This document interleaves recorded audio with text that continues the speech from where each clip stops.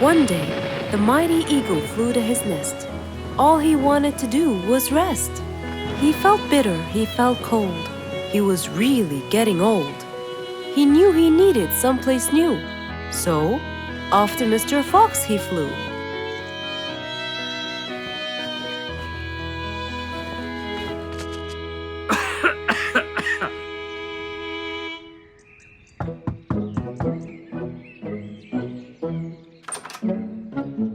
Oh, hello, Mr. Eagle. You look so tired. Please, come in. Thank you, Mr. Fox.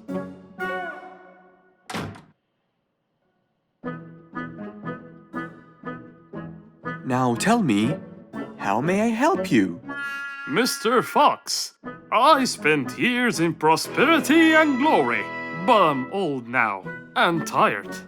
I can't live out there alone in that cold weather. Where do you live, Mr. Eagle? By the mountain top. I see. The wind is strong there. I bet you catch a flu every now and then. Well, I didn't used to, but that's all in the past. Now I'm old and weary. I'm not what I used to be. Plus I get so lonely up there. There is no one around to talk to, and no one to help me get better if I get sick. Why don't you come and live with us in the jungle? I looked around, but I couldn't find the right place for my huge nest. I'm too old to build a new one, and I can't really stay in someone's home. Mr. Fox kept thinking for a while. What could he do to help his dear old friend?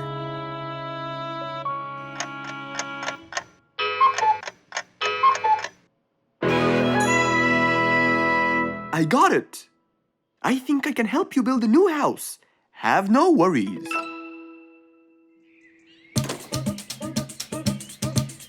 Mr. Fox quickly grabbed his toolbox and hopped into his car. He drove through the jungle while Mr. Eagle flew above him.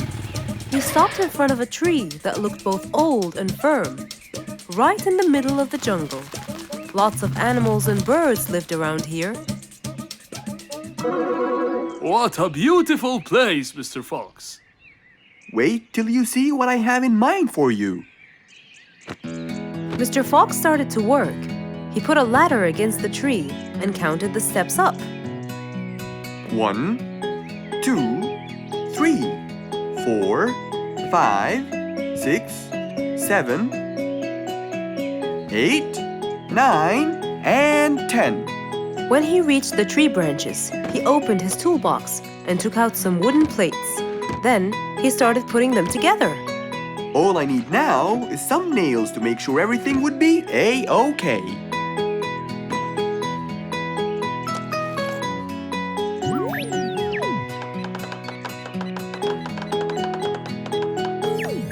We're almost done, Mr. Eagle. Can't wait to see what it will look like, Mr. Fox. Oh my! What a wonderful treehouse! And it's all yours, Mr. Eagle. My own home. I can't believe it.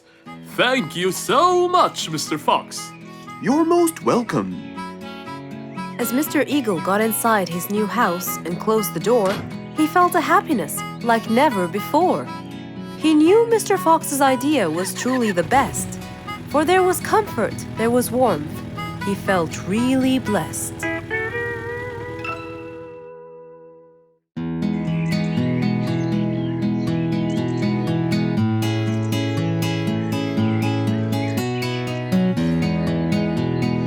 Spike the dragon always bragged about how good he was at photography. And all he wanted was just one little chance to prove to everyone how talented he was. It didn't take long before someone actually recommended him to be the official photographer of King Rorik the Lion's birthday party. All done and send. Wow! That's a nice picture! Now we know who'll be our photographer. And immediately, Mr. Tiger sent a message to Spike.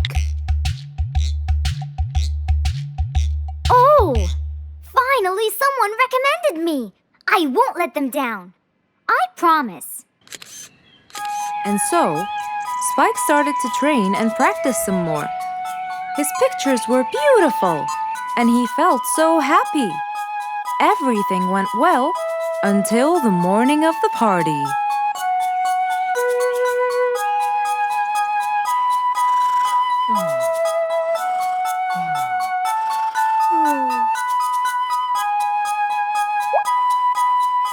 Oh, today's the day.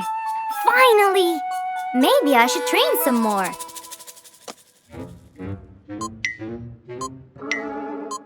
Huh? Oh no! What have I done? While Spike was testing his camera, he pressed on something that changed his camera settings. Now all his pictures turned to white. Spike tried to change it back. He cleaned his lens and checked his filters, but all was in vain. What will I do? Oh, what will I do? I must go to Mr. Fox at once. Feeling so worried and sad, and with no clue what to do, Spike held his camera and flew off to Mr. Fox.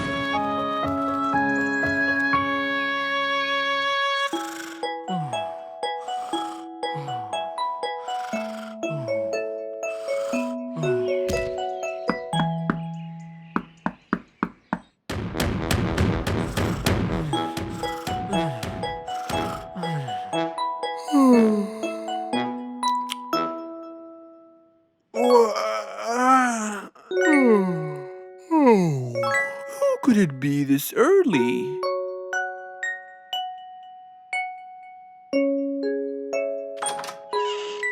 Oh, Spike, it's you. Help me, Mr. Fox. My camera. Help! All white, broken. Help! Calm down, calm down. Please, come in. Spike followed Mr. Fox inside. He sat down and started to speak slowly. You know today's the king's birthday party. Yes, and you've been hired as the official photographer. Congratulations, Spike. Oh, Mr. Fox, it would soon be condolences. What? Why? My camera. It's broken. Broken? Yes, I woke up early today and tried to check it. But I found that every picture I take becomes white. Have you checked the lens? Yes, and I re-cleaned them to be sure. But it's no use. And the filter? Everything. The lens and the filter. Can I take a look at it? Mr. Fox held the camera and started to check the settings. Where could I buy another one now? Do you have a professional or digital one? I don't think you'll need it, Spike. I'll go straight to prison, right? No, it wouldn't be fair to send the most talented photographer to prison. They'll all laugh at me. Are you sure about that?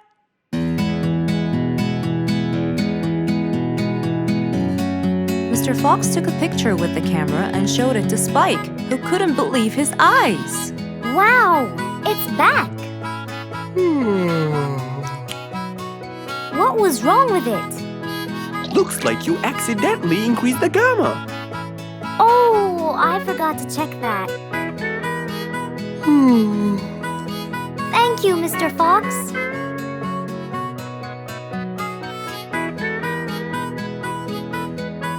I'll go now. See you at the party. That would be awesome. With that, Spike walked out of Mr. Fox's place.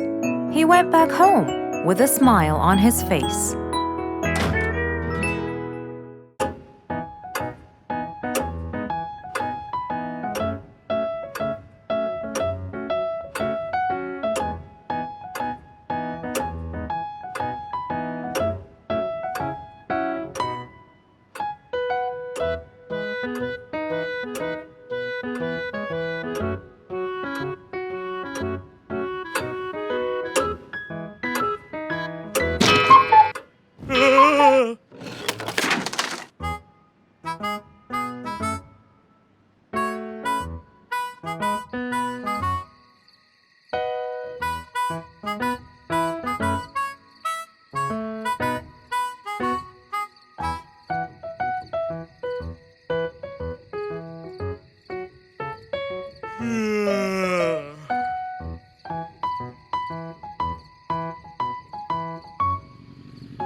It was past midnight. Mr. Sleeperson Koala was on his way home from work. The streets were empty and quiet. He was falling asleep. He tried really hard to keep his eyes open, when suddenly the car stopped for no reason. And Mr. Sleeperson didn't wake up, as if it was the hibernation season.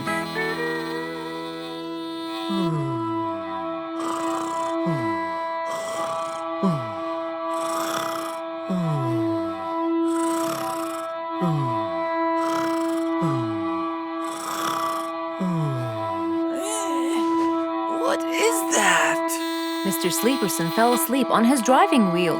The horn was too noisy for Mr. Fox to bear. He tried to block the sound out, but it was no use. He pulled his cap over his head, put earmuffs, but it was all in vain. He couldn't bear that horrible sound any longer. What a horrible sound! Who could it be this late at night? Oh no! Mr. Sleeperson! It's you again! What brought him here this time of night? And he slept on the driving wheel! Excuse me! Mr. Sleeperson! Hello? Hello?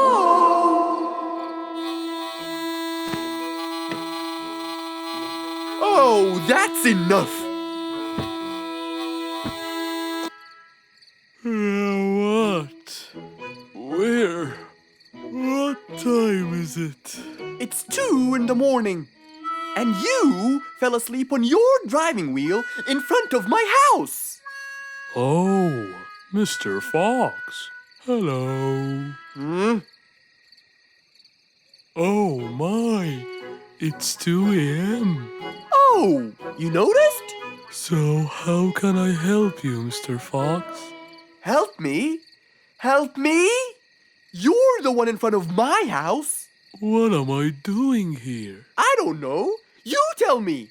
I was fast asleep when I woke up to that horrible sound of your noisy horn. Oops. Sorry. I must have fallen asleep while I was driving again. My bad. Never mind that. Could you please drive all the way to your own house without falling asleep or bumping your head against the horn? Oh, sure, Mr. Fox. Have a good night. Good night. But as Mr. Sleeperson tried to start the car, it wouldn't start. Huh? Oh, man! Oh, Mr. Fox, wait! Help! Now what? The car won't start. Is that so? Can you check it for me, please? Of course! Mr. Fox walked back to the car and started to check it out.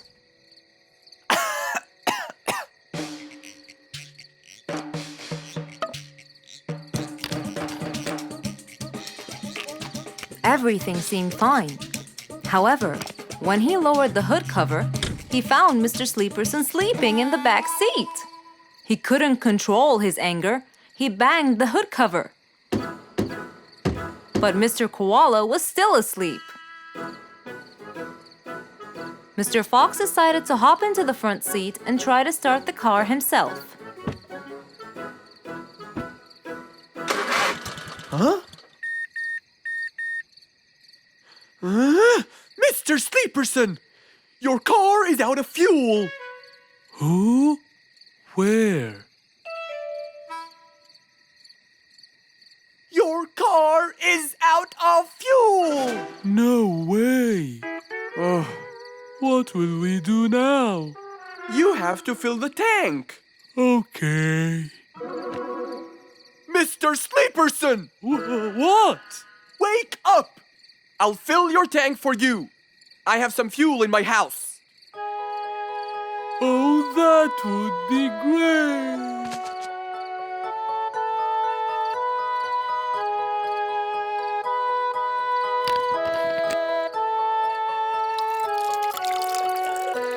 Mr. Sleeperson, it's all done. You can go home now.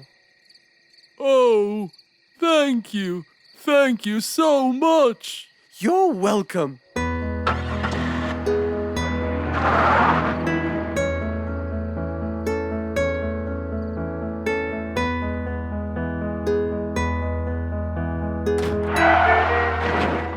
Oh, not again. It was a beautiful morning. The sun was shining brightly over the jungle. And seeing how nice the weather was, Mr. Fox decided to go for a walk.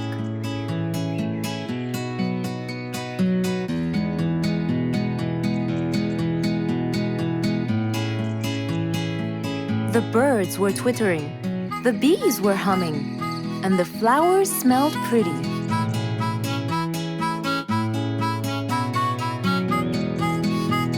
As Mr. Fox was passing by Bingo's house, he saw him doing something really strange.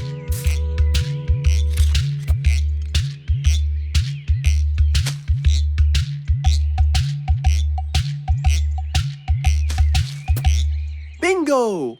What are you doing? I'm storing my favorite fruits to eat during the winter. But you can't just bury them. They'll soon rot. But what can I do, Mr. Fox? They only grow in the summer, and I love to eat them so much. Mr. Fox thought about it for a while. What could he do to help Bingo?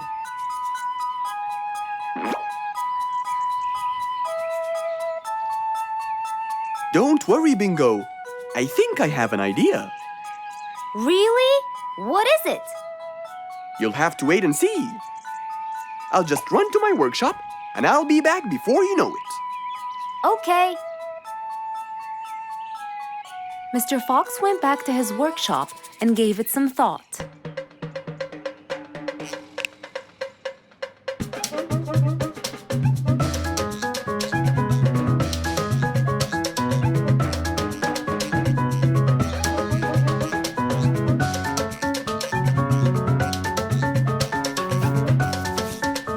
After calculating all the details, he started to gather the things that he needed.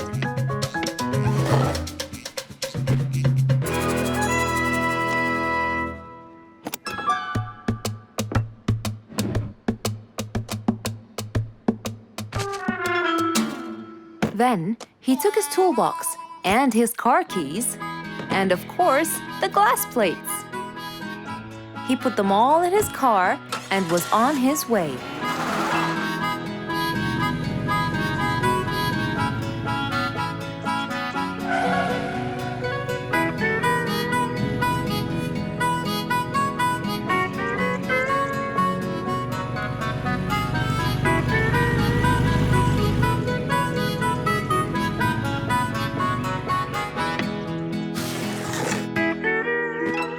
What's all this for? It's a surprise. I can't wait!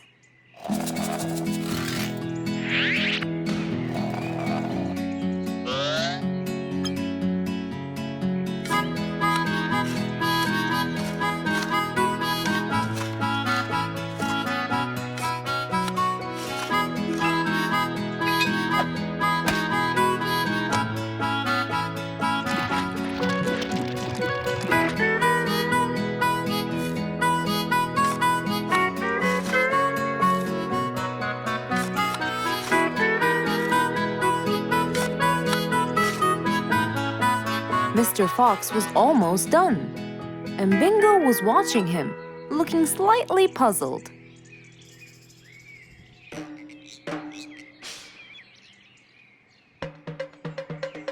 Here you go.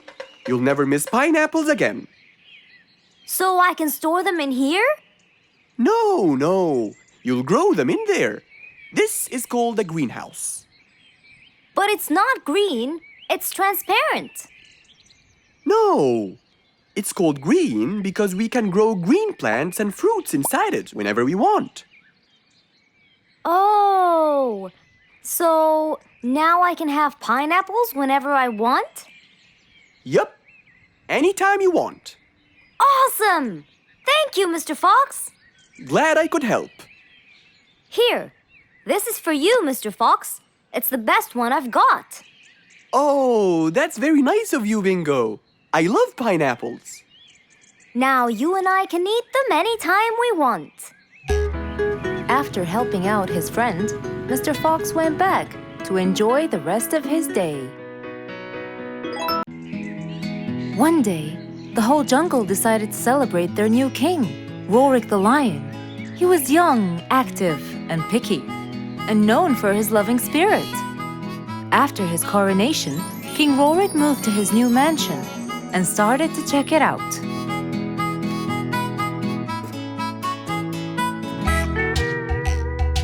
Great, and that's my throne, right? Exactly, Your Honor. Well, I'd better check it out. Yes, please do.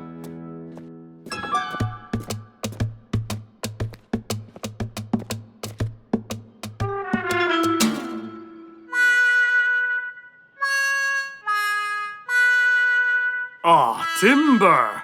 That's too uncomfortable. But Your Honor, it was made especially for you. Not good enough.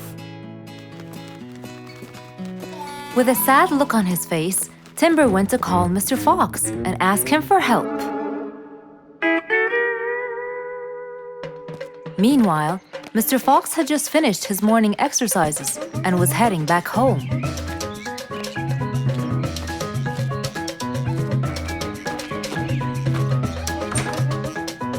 After a cold shower, he changed his clothes and had some tea.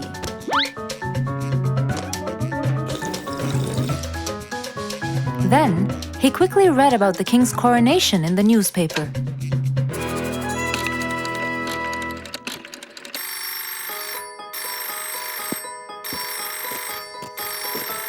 Hello? Hello, Mr. Fox. Can you please, Hello, Mr. Fox. This is Rorik. Oh, hello, Your Highness. How may I help you? I need you to come immediately. There's a huge problem, and I'm pretty sure that you're the only one who can help. I'll be right there. So, Mr. Fox quickly took his keys, hopped into his car, and drove towards the king's manor.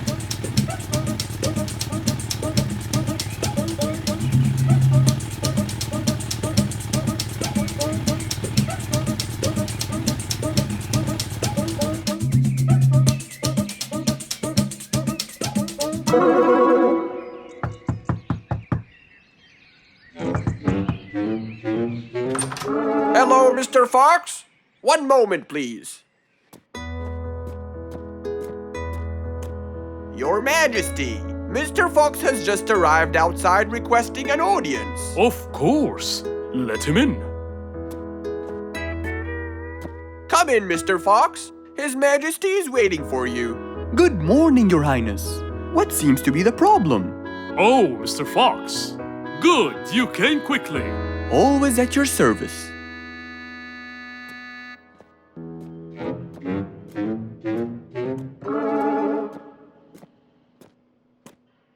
Well, I was at my coronation, and I thought I would check out my throne. But unfortunately, I felt too uncomfortable.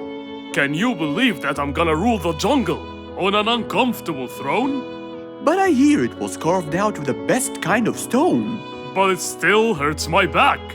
Oh my! Anyway, I've decided to design my own throne. What a great idea!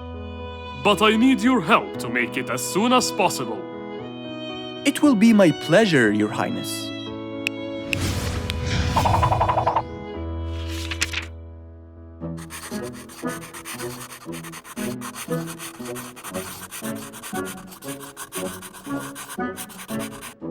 Mr. Fox designed a new throne for the king, but the king didn't seem to like it. I know just the thing for you. Mr. Fox took his tape measure and got to work. He took measurements and made estimations. This wasn't going to be easy, but Mr. Fox was gonna give it a try anyway. He hopped into his car and took off for the jungle store.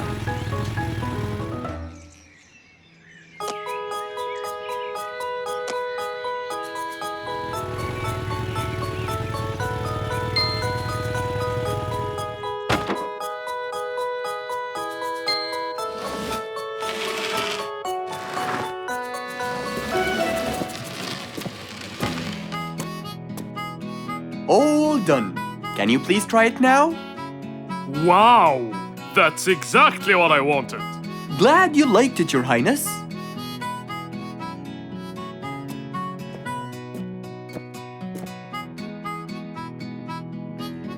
And there you have it, the new king of the jungle.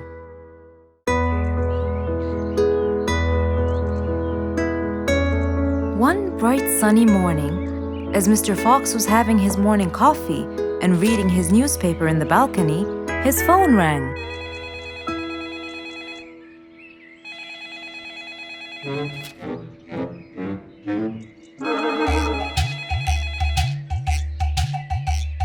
Who could it be so early in the morning? Hello? Hello, Mr. Fox. It's Rorik. Oh, hello, Rorik. How are you today? Not very good, I'm afraid. Why is that?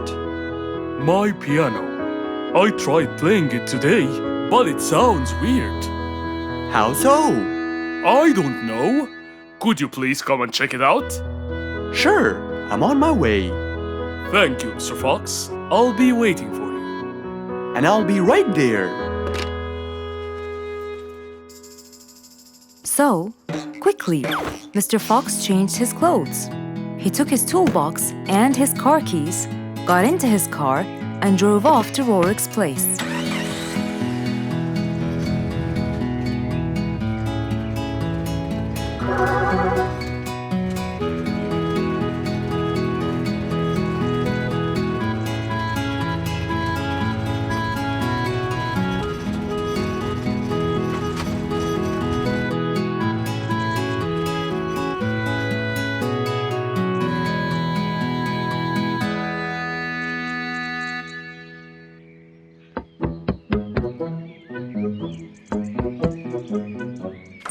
Hello, Mr. Fox. One moment, please.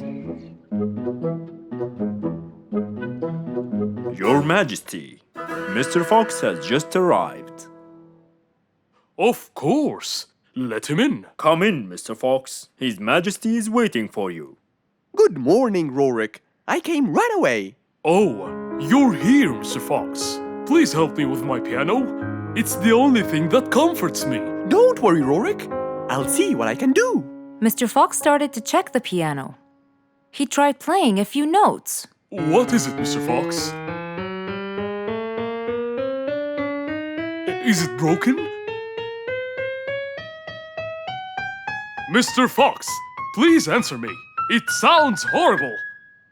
It's not broken, Rorik. It just needs tuning. Do I have to buy a new one?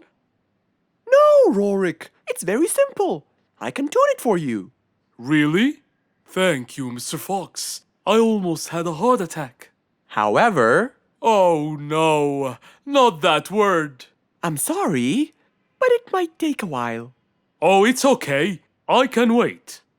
Okay then, I'll get started.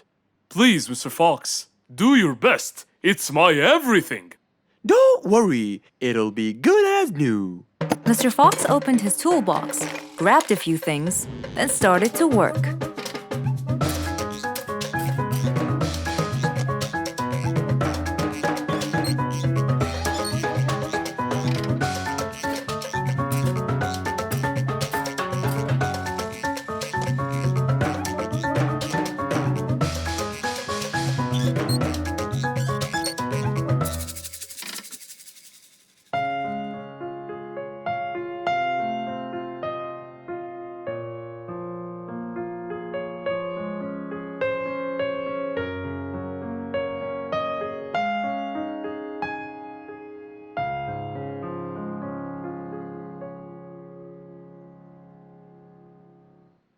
Beautiful. It sounds beautiful. Told you everything will be alright. I can't believe it. Thank you so much, Mr. Fox. Anytime, Rorik. And with that, Mr. Fox's work was all done. He waved goodbye and drove along happily. He had helped out a friend once more. For helping each other is everything you could ever wish for.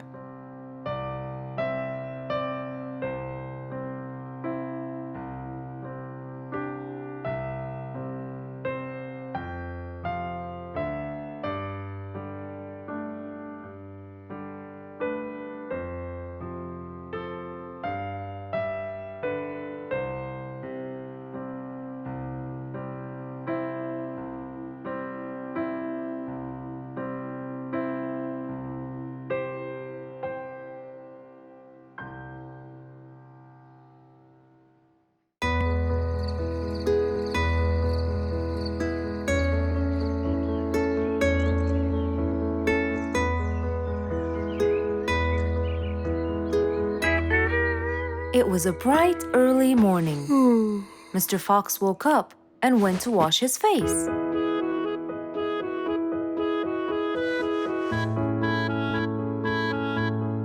Since he was feeling a little hungry, he went to prepare some breakfast. He prepared fruits, some cheese, a fried egg, and some veggies. He looked around for some bread, but couldn't find any. No problem. He'll go to the bakery and buy some. I guess I need to buy some bread from Mrs. Flute's bakery. Then I can have my delicious meal.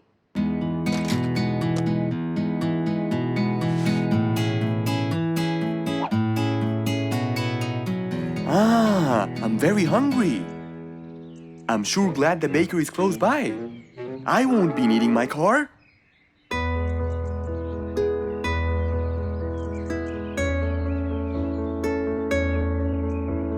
Mr. Fox decided to walk to the bakery.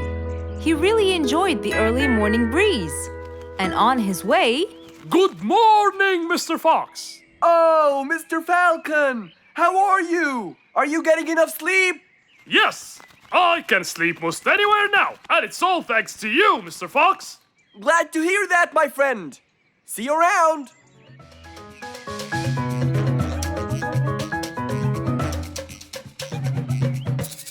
When Mr. Fox finally reached Mrs. Flute's bakery, he found a long line of customers.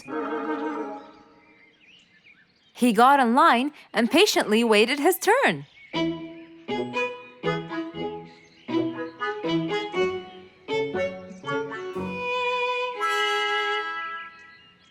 Wow, looks like everyone wants bread. Slowly, the line was moving up, and Mr. Fox got closer and closer till he finally reached the counter, where a very tired Mrs. Flutes was waiting. He was her last customer. Hello, Mr. Fox. Here you go. Hello, Mrs. Flutes. You look really tired. Yes, Mr. Fox, it's becoming more and more exhausting. Why? The number of customers has increased lately after I upgraded both the bakery and the quality of the bread that I produce. That's great. I know it's great, Mr. Fox, but the thing is, the rate of bread production is really low. Well, compared to the number of customers, that is. But why is the rate of production low? Well, Mr. Fox, grinding the wheat takes loads of time and effort. Sometimes it takes over a day or so. That's basically why everything else gets delayed. What should we do to solve this problem? Okay, Mrs. Flutes, I will head home now and eat my breakfast and try to think of a solution. And I'd like you to pass by my house tonight. I'm sure I'd figure something out by then. Really, Mr. Fox? I can't wait to hear your solution. I'll come by your house as soon as I get off work. Okay, see you later, Miss Flutes. See you later, Mr. Fox. Mr. Fox went back home to have his breakfast. Miss Flute's bakery is truly the best. I have to solve this problem or she won't be selling any more delicious bread. With that in mind, Mr. Fox went to his workshop to give it some thought.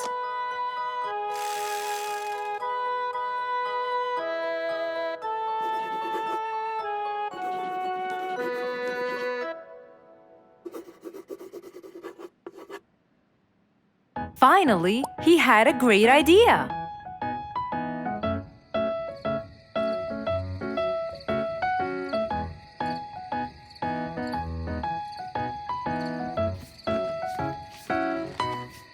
That was a long day. I should head straight for Mr. Fox. I'm sure he would have solved my problem by now.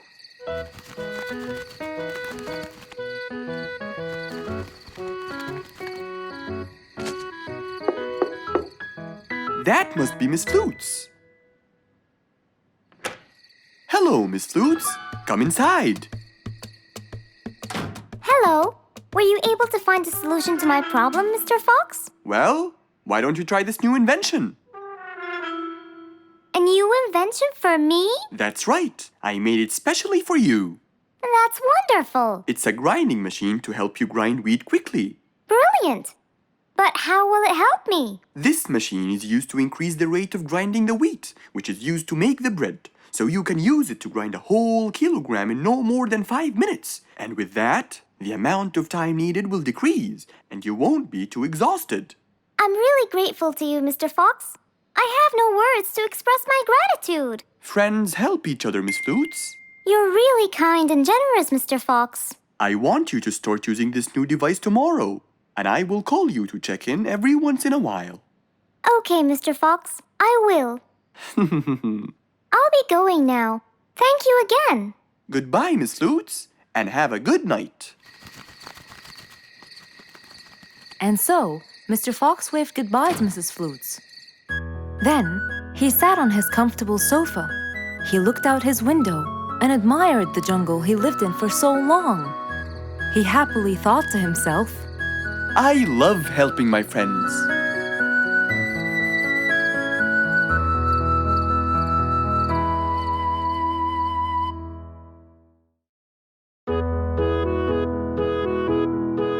Mr. Fox was known for his kindness in helping others.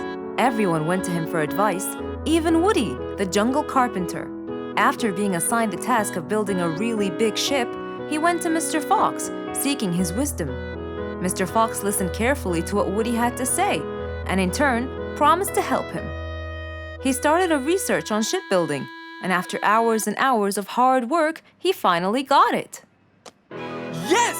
I've got it! But there is something I need to check first. Mr. Fox went for a walk in the jungle, looking carefully at every tree on his path. Then he stopped in front of one and said, Yes! That's the one! Immediately, Mr. Fox took a paint bucket. He wanted to mark the tree, so he wouldn't forget which one it was. After that, he got into his car and drove off.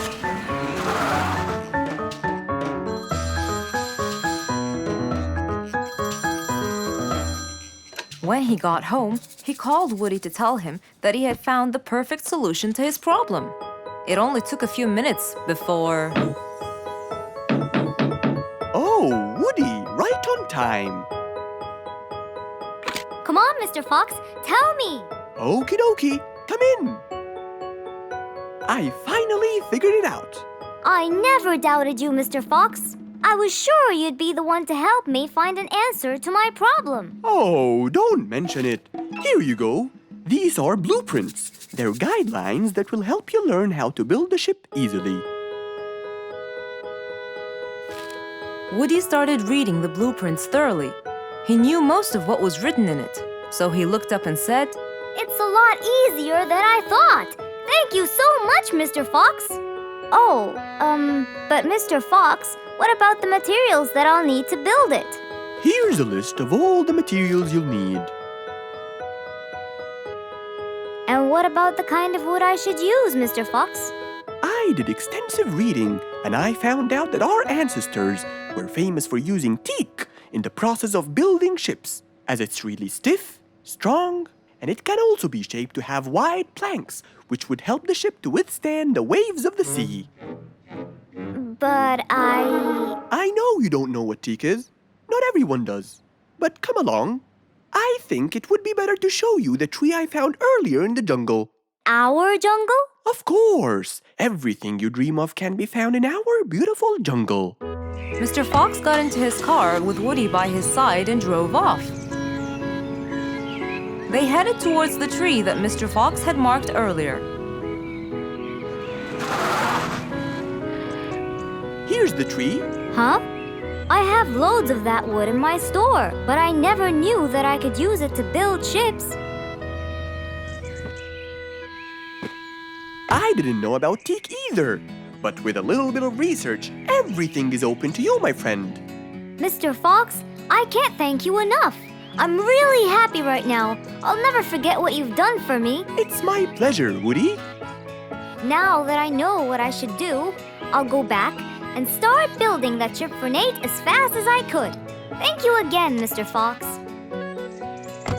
So, after helping his friend, Mr. Fox got into his car and drove away happily. You know, it's true what they say. A friend in need is a friend indeed.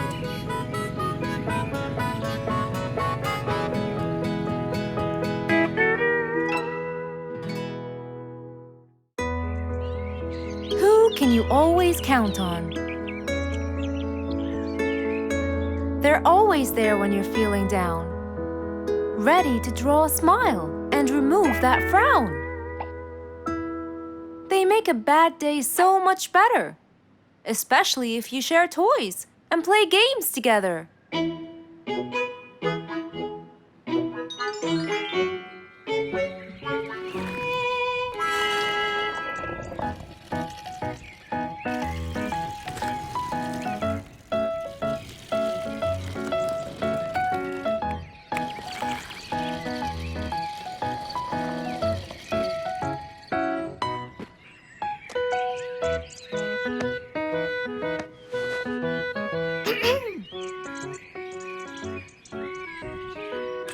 Officer Sherlock Fluffs? I'm with you, Officer Poppy Holmes. I think we're moving in the wrong direction. You might be right, Officer Poppy Holmes. I can see footsteps in the opposite direction.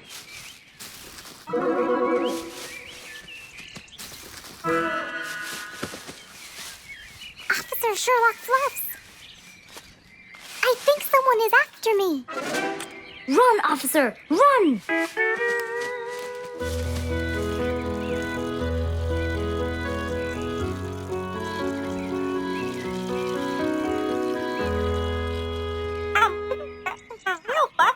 What do you mean? Poppy! Poppy! You there? Poppy! I can't believe we lost the connection. Poppy! Poppy, where are you? Filled with worry, Fluff searched and searched for Poppy, but he couldn't find her anywhere.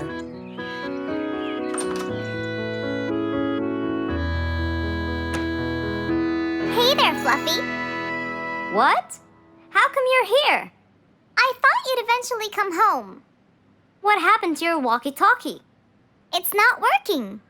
But we just got it. I know! I was looking everywhere for you. Aw, Fluffsy, were you worried about me? Stop it! We need to fix this thing. Do you have any idea how? Hello? You're the smart one.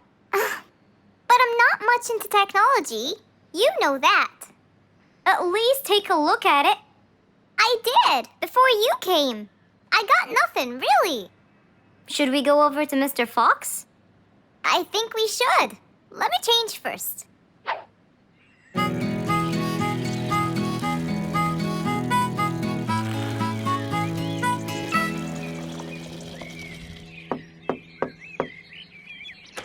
Hello. Hey! Mr. Fox, Poppy broke her walkie-talkie. I so did not. Don't fight, you two. Show me your walkie-talkie. Maybe I'll be able to fix it. Here. But I promise I didn't break it. I'll go to the workshop and see what's wrong with it.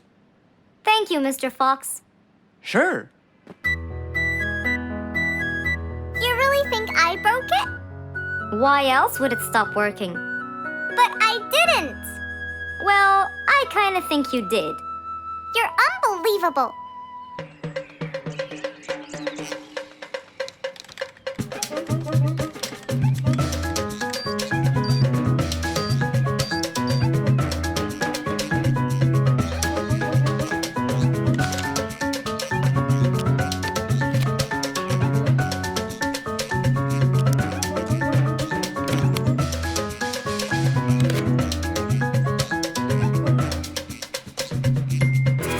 It's working just fine.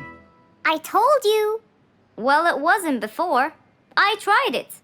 I know it wasn't, but now it is. See, Poppy, you did break it. And Mr. Fox fixed it. It wasn't broken, Fluffs. It just ran out of batteries. I'm sorry, Pops. Never mind. I was worried about you, though. I know. I have a wonderful brother. Brothers and sisters may fight every now and then, but at the end of the day, they're still best friends.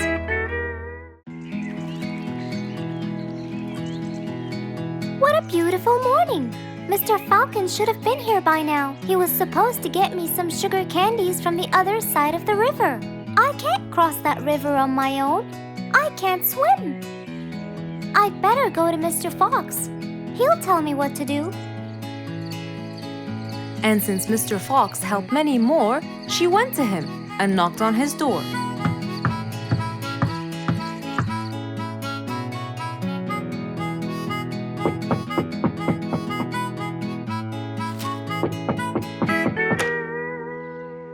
Who's there?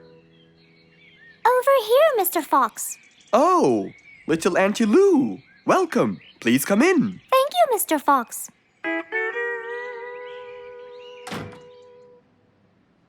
What can I do for you? Mr. Fox, my problem might seem small, and I know how busy you are, but Don't worry, Auntie Lou. Whatever it is, we'll find a solution. Tell me, what's bothering you? sugar candies. Sugar candies? But you love them. Yes, Mr. Fox, I do. That's the problem. The only place I can find them is by the other end of the river side, and I don't know how to swim. Well, how did you get them before? I had some friends who would cross the river and bring me some candies with them. But I can't wait for them to go every time. I want to be able to get them myself. I see. So you want a way to cross that river by yourself. Yes. Do you want to learn how to swim? Impossible. I'm so afraid of the water. It's my worst nightmare. Isn't there any other way, Mr. Fox? Sure there is. Let me think. Mr. Fox thought quickly and without delay, for there was already another way. He'll build a bridge for Auntie Lou, so she could cross whenever she wanted to. Little Auntie Lou, how wide is that river? Very wide, Mr. Fox. It won't be easy, but let's go. Into the workshop ran Mr. Fox. He grabbed some wood and his toolbox. He put them in his Jeep and hopped inside. Then he and Auntie Lou went for a ride.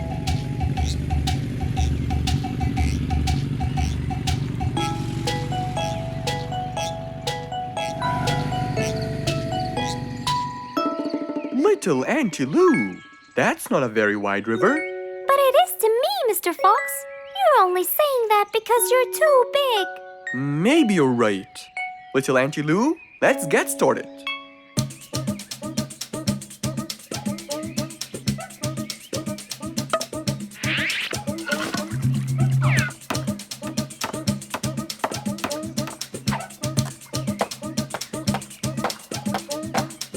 Finally, the bridge is complete. Mr. Fox, that's exactly what I wanted. Thank you so much. I'd better be on my way to collect the sugar candies. I've always dreamed of this.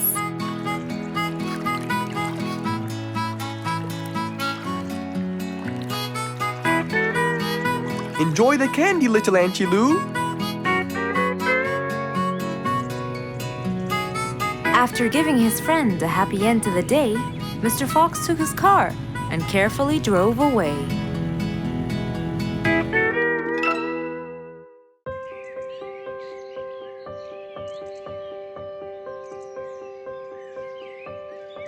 It was a beautiful spring morning. The sun was shining brightly.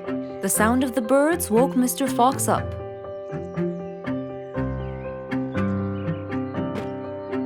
He changed his shirt, put on his tie, and his vest.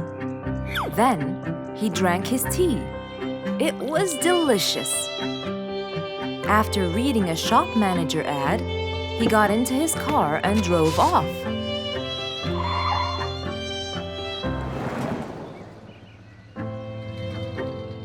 Meanwhile, little Bingo Monkey was riding his bike through the jungle. He was having loads of fun.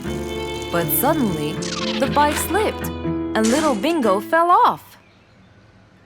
Are you okay, Bingo? Hang on, I'm coming. Yes, Mr. Fox, but my bike isn't. Oh, it looks like there's a problem with the tire. Don't worry, Bingo. I'm going to help you. Bingo, can you help me count how many nails I need? Of course. Here's 1, 2, 3, 4, 5, 6, 7, 8, 9. I think there are 9, Mr. Fox. Okay, Bingo. Let me count how many I have in my toolbox. 1, 2, 3, 4, 5, 6, 7, 8, 9. I'll get one more just in case he miscounted. So 9 plus 1. We need 10 nails. That's easy.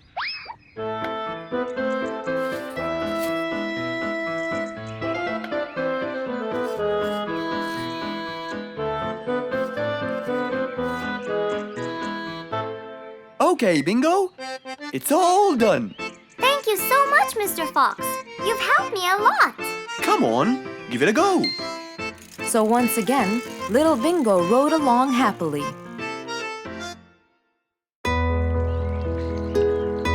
Rose stood in front of her painting stand, holding a few colors in her hand. But things weren't going as she planned. I think I should just paint the pig blue. No, wait. Maybe this will do. Maybe I should just take some of the pink color on my feathers.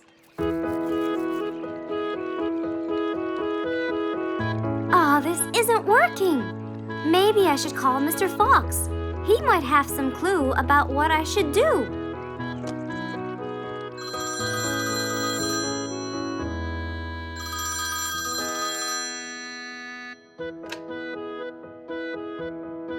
Hello. Hello, Mr. Fox. It's me, Rose. Oh, hello, Rose. How are you? I'm fine, Mr. Fox, but I do need your help with something. Do you think you could come and meet me? I'm at my usual painting place. Sure, I'll be right there. So, without a moment to lose, Mr. Fox got ready, got into his car, and drove off to where Rose was painting.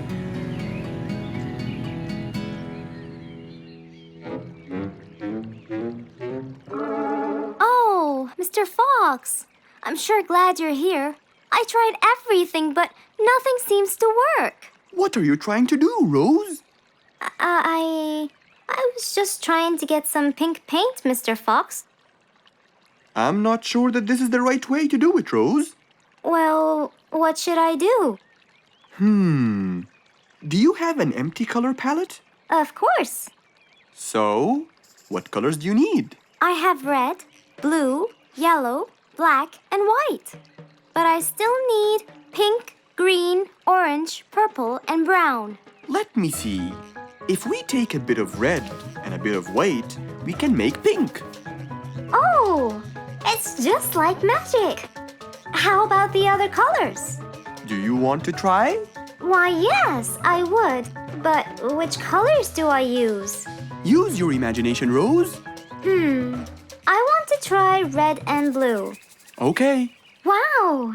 Now I can paint my violets purple. Do you want to try again? Sure. This time I'll try red and yellow.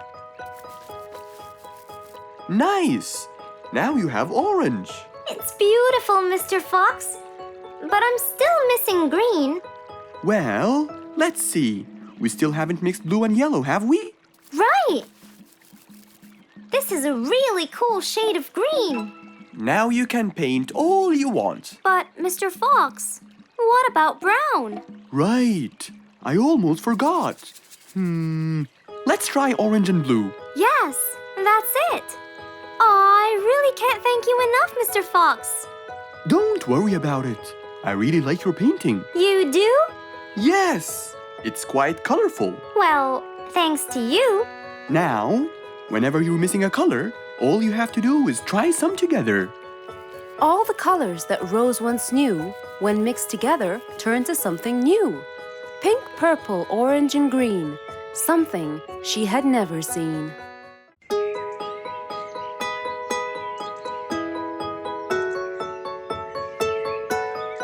Beatrice was a little energetic bee.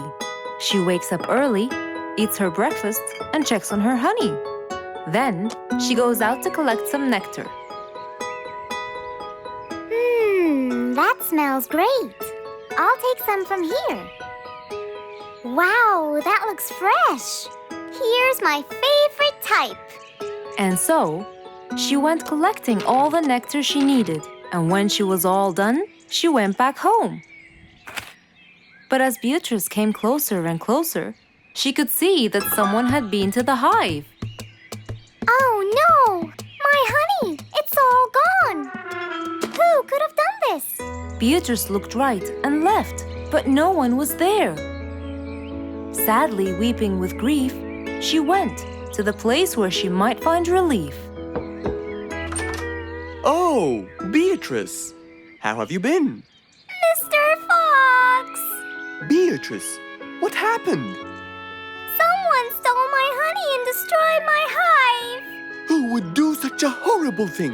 I have no idea! I was out collecting nectar, and when I came back, I found... Calm down now, calm down. I don't know what I should do! Mr. Fox felt sorry for Beatrice. He kept thinking of a way to prevent this from happening again. Aha! I got it! You know who did this? No, but I can prevent this from happening again. Really? Really? Come with me. At once, Mr. Fox ran to his workshop.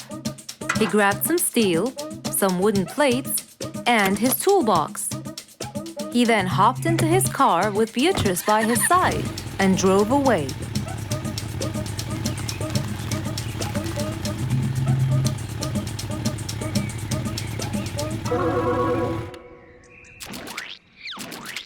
Oh, See? I told you. It's a complete disaster. you were right. But don't worry, everything will be okay now.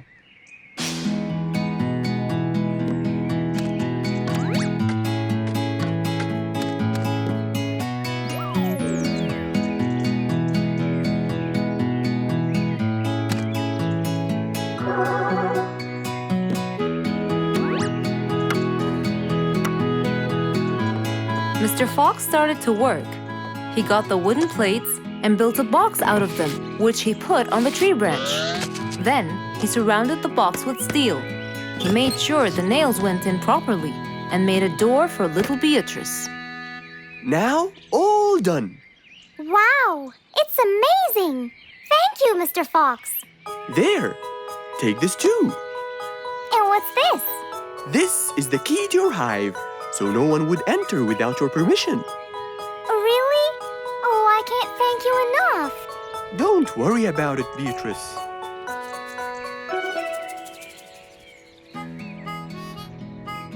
Here, Mr. Fox, this is for you. What's this? It's one of my delicious honey jars. It's the best kind I've got. Oh, you didn't have to. Well, thank you, Beatrice. And as Mr. Fox drove away, he thought that this was the perfect end to the day.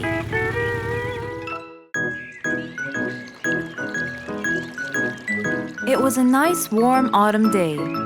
Mr. Fox was doing his morning exercises, sit-ups, push-ups, and running on the jungle track. A very refreshing start to the day. But then, unexpectedly, fog started to form, stopping any plans to enjoy the beautiful weather. Why is there fog covering the whole jungle? This is really strange. It's been happening a lot lately. I really hope everyone's all right. I should head home now. Oh, I think I should probably stay home today. I don't have my morning newspaper yet. And how would I? It's impossible to see. Aha! Wait a minute. I'll try calling Mr. Falcon. He'll definitely tell me what's going on. Mr. Fox held the phone and dialed Mr. Falcon's number.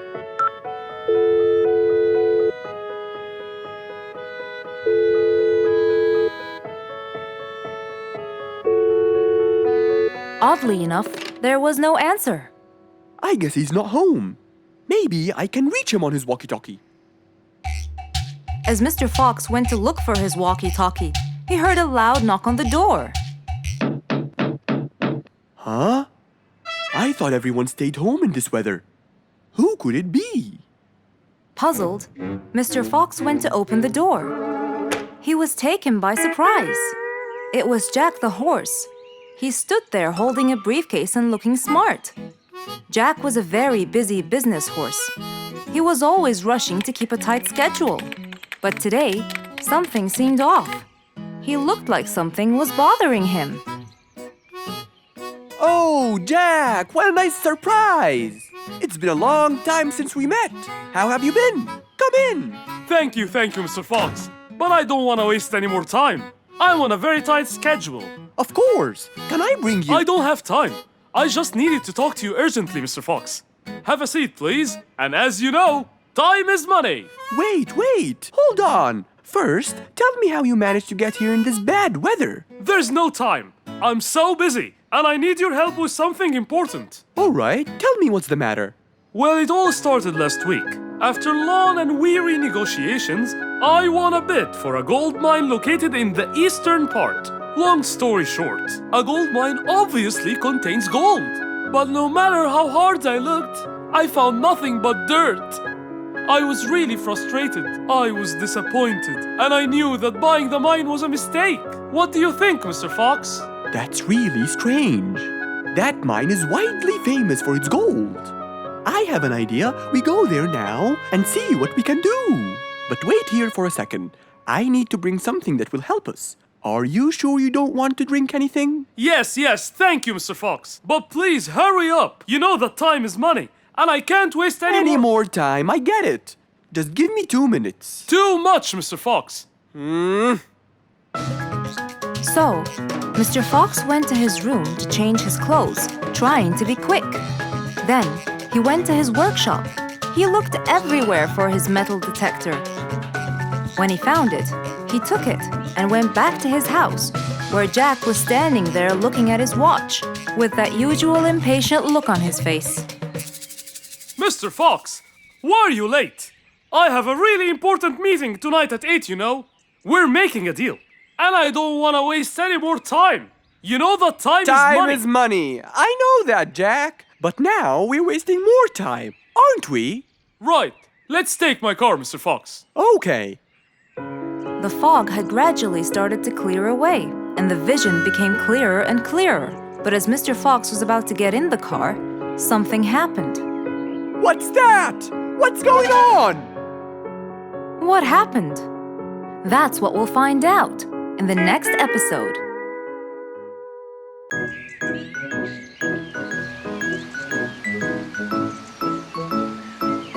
It was a beautiful Saturday morning. Since the sun was shining and the weather was nice, Mr. Fox thought it was perfect for morning exercise.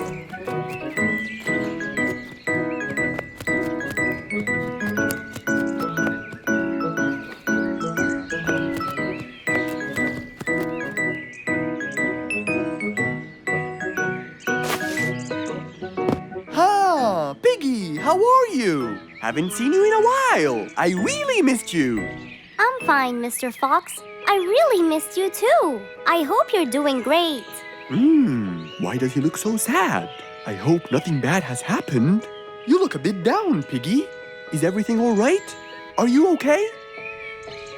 Oh, Mr. Fox, I really need your help with an urgent matter. Don't you worry, my friend. Big or small, every problem has a solution. I assure you, everything will be all right. Oh, I know, Mr. Fox. I can always count on you. Let's go to my house. I'll get you something to drink, and then we can sit down and you can tell me all about your problem. Let's go. With that said, both of them headed off to Mr. Fox's house. So, Piggy, tell me what's the problem? I keep trying to grow a plant in my garden, but it keeps dying. Do you give the plant enough water? Yes, every day. Well, how about the sun? Do you keep it in an open, sunny area? Yes, I do. I plant it in my garden. Looks like I'll have to come with you to find out what the problem is. Wait here for a moment, please. So, without further delay, Mr. Fox changed his clothes and got ready. Then, they both got into the car and drove off to Piggy's house.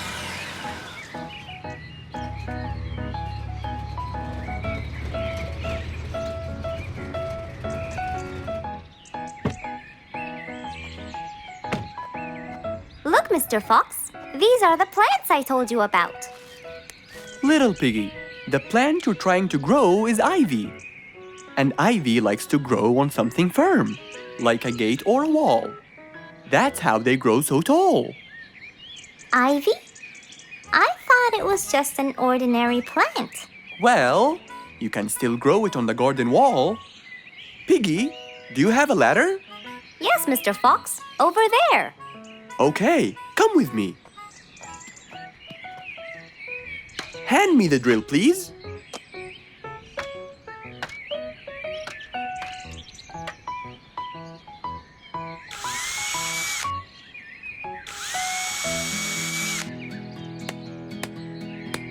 After drilling the holes and hammering the nails, Mr. Fox hung the ivy plant all across the wall.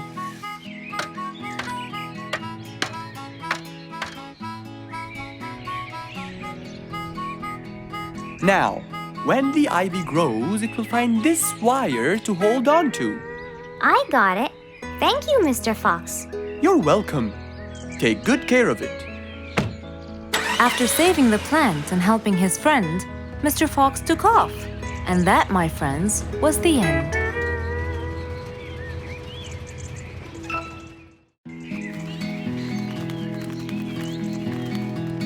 It was a beautiful sunny day. Feeling bright and early, Mrs. Sharpie was on her way to work.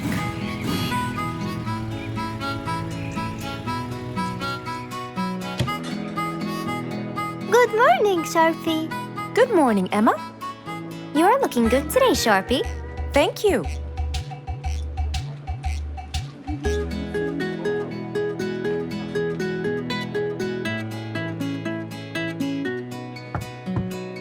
Come in. Good morning, Mrs. Susan. Oh, good morning, Sharpie. Today's gonna be a special day. I hope so, but why? Well, we have more packages that need to be delivered to their owners on time. And there's a special package for the king. I'm on it, Mrs. Susan. After piling them all up, Mrs. Sharpie went to deliver the packages.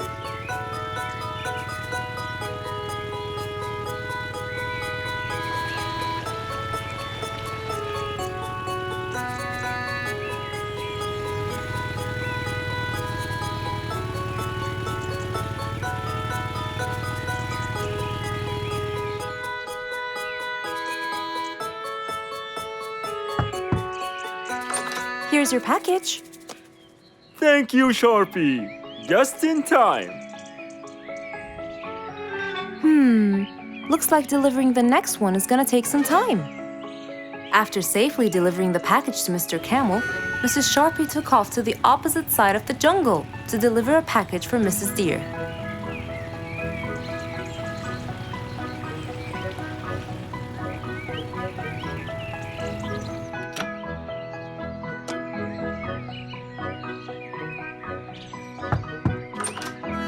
Here's your package. Thank you. But why were you late? I waited all morning. Next was Mrs. Bird's package, and that was south of the jungle. That was very tiring for Mrs. Sharpie.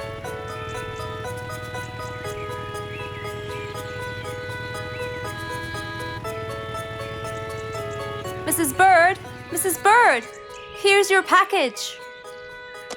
I thought you weren't coming. Thanks anyway. Next was Spike the Dragon.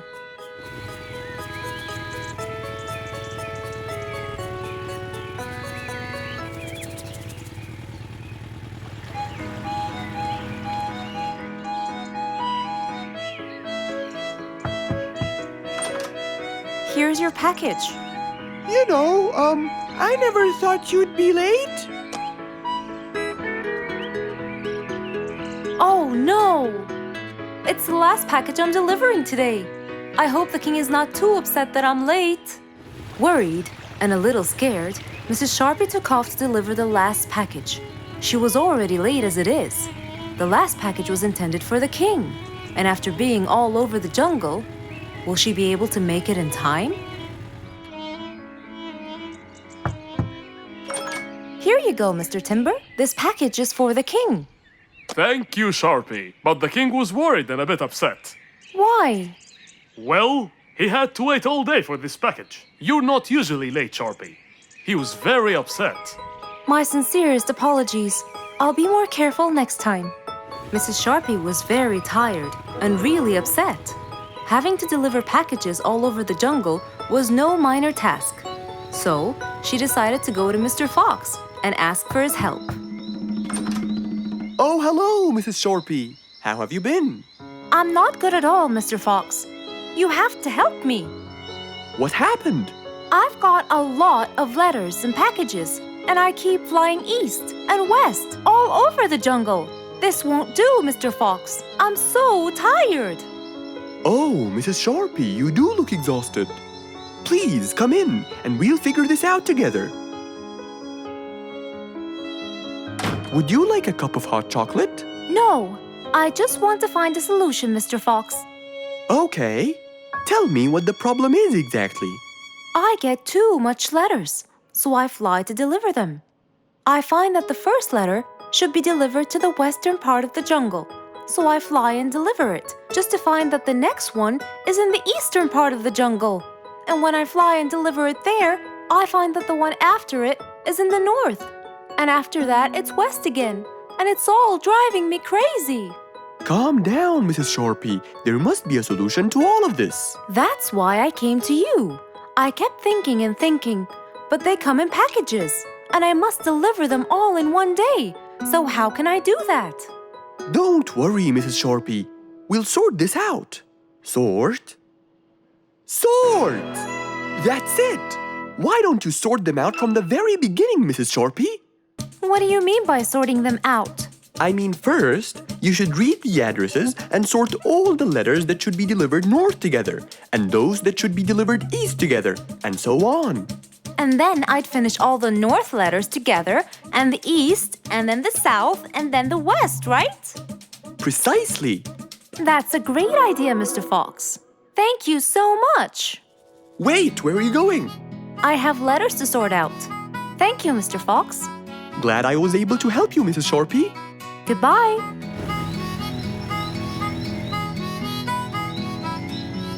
Happy with the solution she got, Mrs. Sharpie took off and looked forward to a new day with her new planned plot. Just imagine if you woke up one day and all your food was gone.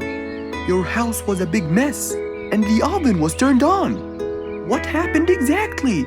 You really can't tell. But that's what happened to our friend Giselle.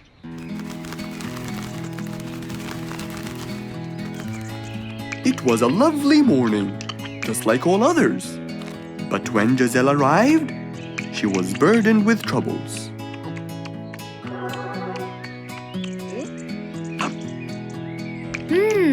These are good. Yeah, my mom makes the best pancakes in the world. Look, it's Giselle. Hey, Giselle, come join us. Have some of these delicious pancakes. Thanks.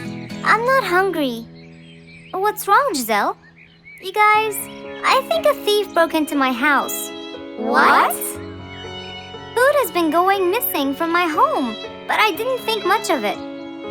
But the amount of food disappearing kept getting bigger and bigger. And yesterday, all of my food went missing.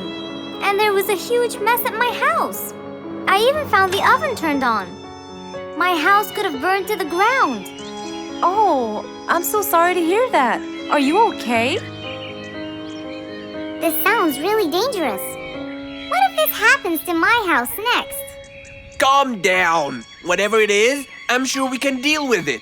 Giselle, let's go to your house and check it out.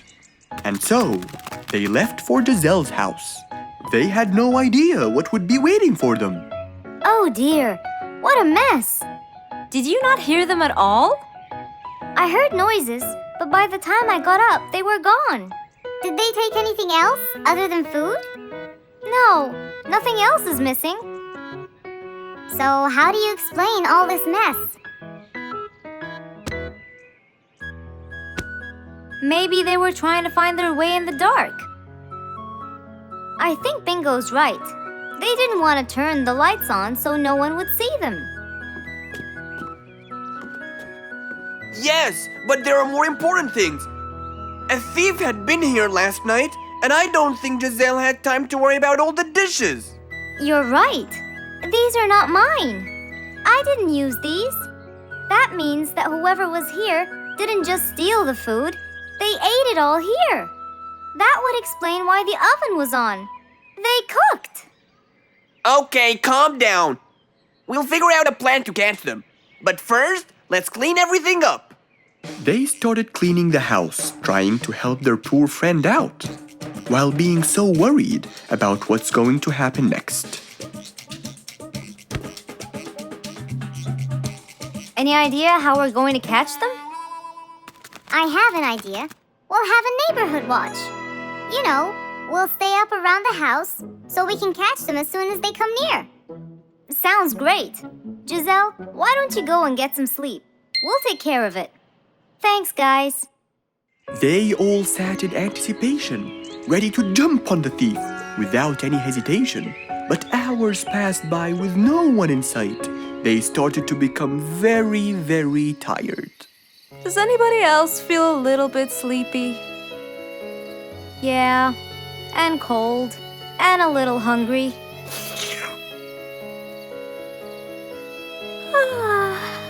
Parrot, do you see anyone from up there? No, no one's around. Guys, you can go home. I'll stay here for the rest of the night. I'm not tired.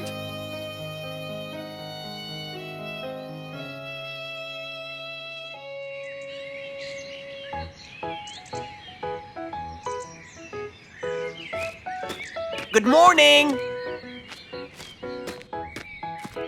What happened after we left? Did you see them? I heard a noise from the bushes near the house, but no one was there. They must have seen me, got scared, and ran away. Wow, you must have looked so tough. How did you get them so scared? I'll teach you guys. First, you have to stand chin up, hands on your waist, and look so focused. Then, you walk back and forth in front of the house, so they wouldn't have a chance. Don't get distracted by anything, and most importantly, carry a weapon. A weapon? Yes, these are mine. A salt shaker and a ladle? It's a pepper shaker.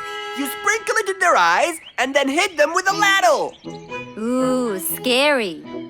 Okay, I think I got it. I'm going to be on neighborhood watch duty tonight. I'll go get ready. See you all later. And so, with a big responsibility to bear, Bingo guarded the house, steady and aware.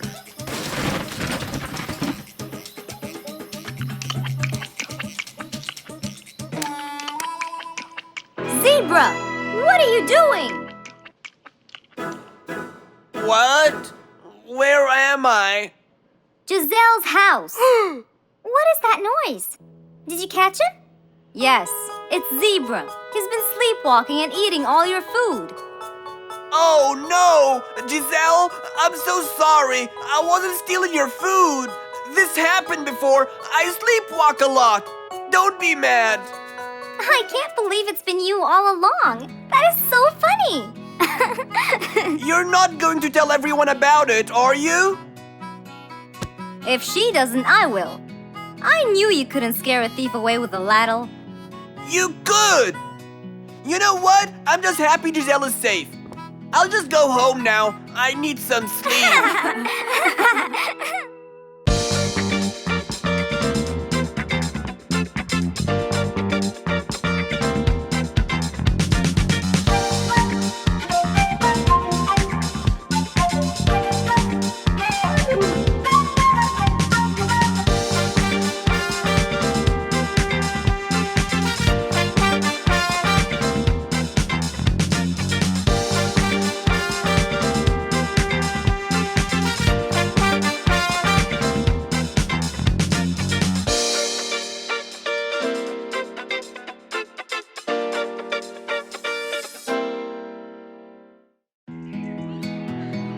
An autumn windy day. It was Jumbo's birthday. He was dancing and playing with his friends, hoping this day would never end.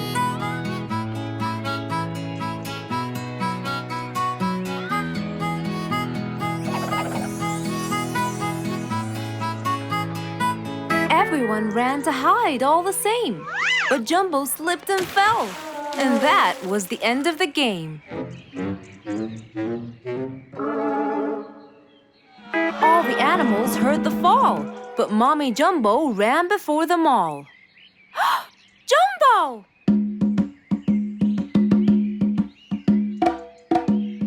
Oh, Jumbo.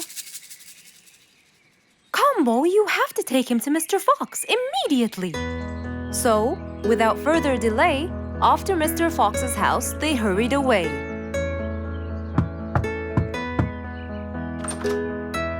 Hey, Mrs. Combo, what's wrong? Help me, Mr. Fox. Jumbo is ill. Oh, please come in.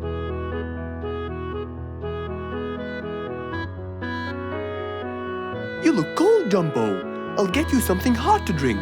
Thank you, Mr. Fox.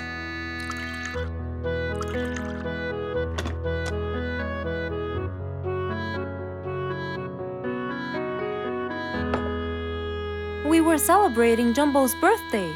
Oh, happy birthday, Jumbo. Thank you, Mr. Fox. But as he was playing with his friends, he slipped and fell into the pond. He started shivering and sneezing. I feared he might be sick, so I thought I should bring him to you, just in case. Well, why don't you lie down, Jumbo, and let's take your temperature. Open your mouth. Say, ah. Ah. Fever, stuffy nose, red dots all over his trunk. It's definitely sniffles. Oh my, sniffles? Don't worry, Mrs. Combo. It's just a sniffles fever. It will go away. All you need, champ, is some rest and just one pill of antidote. And when you're better, you can go back to play with your friends. Thank you, Mr. Fox. After thanking Mr. Fox, Mrs. Combo took Jumbo back home to let him rest.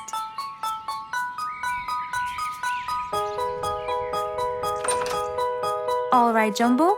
Now all you need to do is follow Mr. Fox's advice and keep Mr. Thermometer under Under my tongue? To find out if I'm all better so I can go outside and play with my friends? But first, you gotta Keep my thermometer in my mouth? right, son. You can count on me. Now, you'll stay put and oh, sorry. Call me when it beeps.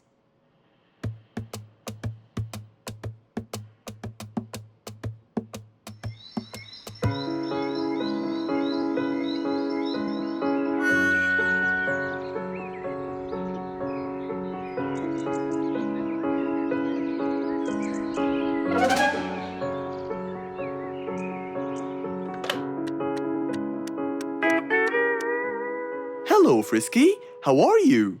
Hi, Mr. Fox. Roo and I were playing and I'm about to win. Listen, Frisky. I'm going to visit Jumbo now and check on him. I'm sure he'd be really happy if you and Roo come with me. What do you think? Great idea, Mr. Fox. I want to check on him too. We'll meet you there. As agreed, Mr. Fox met Frisky and Roo at Jumbo's house. I'm coming.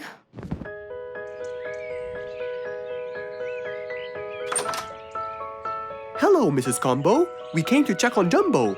I hope he's feeling better now. Why, yes, Mr. Fox. Come in, everyone.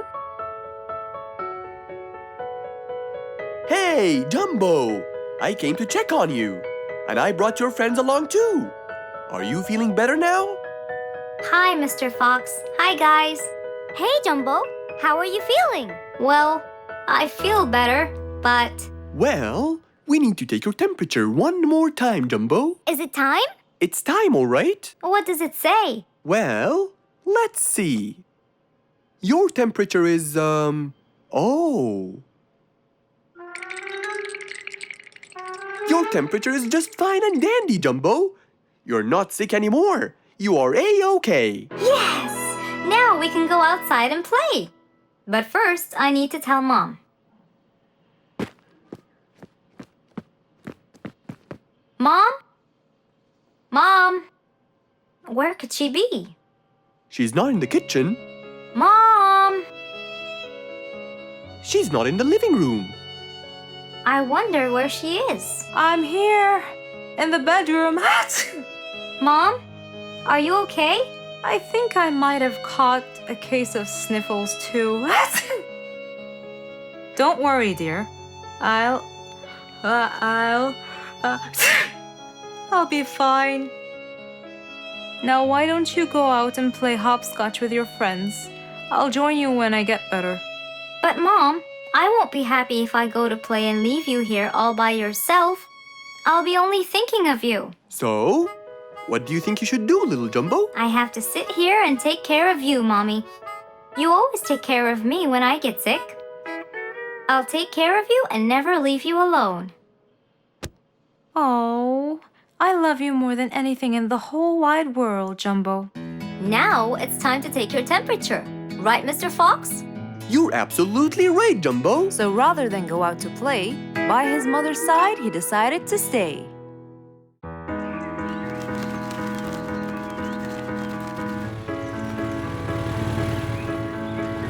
One beautiful spring morning, though tired and sleepy, Mrs. Sharpie the post owl was on her way to Alfie's house to deliver a parcel.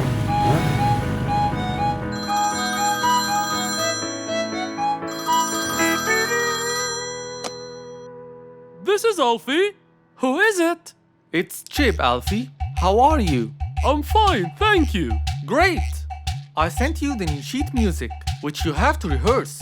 Of course. I will as soon as it arrives. As soon as Alfie hung up the phone, he heard a knock on the door. Good morning, Mr. Alfie. I have a parcel for you from Mr. Chip. Oh, thanks, Sharpie. I better start. Alfie took the parcel and got out the sheets. And then he went off to practice. Alfie the sea elephant was relaxing on the seashore, for it was his favorite place to be. He loved playing his violin, but suddenly the strings became so thin. And as he gave it a hard play, the strings snapped, and Alfie's face turned pale gray. Huh? Oh no! Not my violin! It's my one and only hobby! What shall I do? Oh, I know! I must go to Mr. Fox! Alfie walked towards Mr. Fox's place, hoping that he could help and solve his case.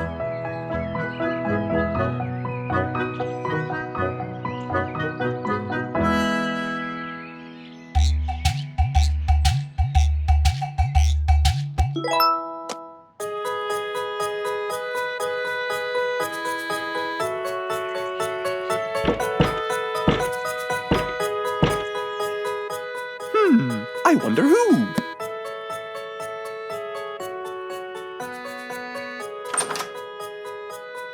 Alfie, our star musician. Welcome. Come on in. Thank you, Mr. Fox. Have a seat. Would you like some lemonade? Yes, please, Mr. Fox.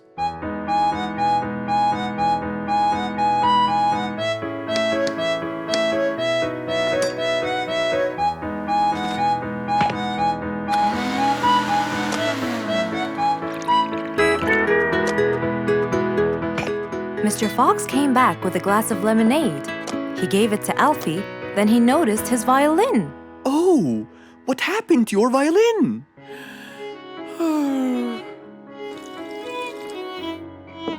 I was playing by the seaside and suddenly the string snapped. What do you think I should do? Well, we can simply buy some new strings and change them. I already bought them, but I don't know how to change them. It's my first time. No problem. It's easy. Now let me teach you how to replace them. First, we remove the old string by twisting this till it's loose. Then, we pull the broken string out of its hole. After that, we twist the tuning peg on the other end and pull the other end of the string from its hole as well. See? Now the whole string is out. We insert the thin end of the new string into the hole of the tuning peg. Then, bend the string around the hole like that and fix its other end into the other hole.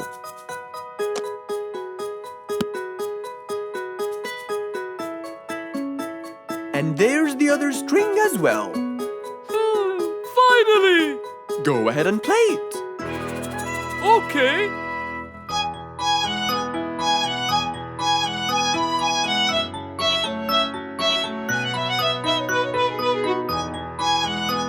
With his violin finally fixed, Alfie walked out the door. He went back to play on his favorite seashore.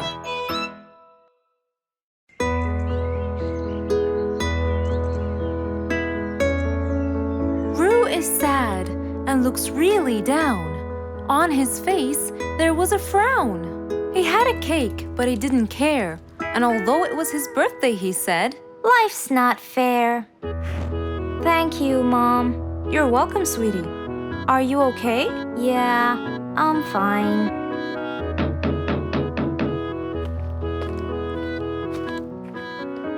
Oh, look who's here. It was Roo's best friends, Poppy and Fluffs. Hey there! Happy birthday! Wow, neat birthday cake.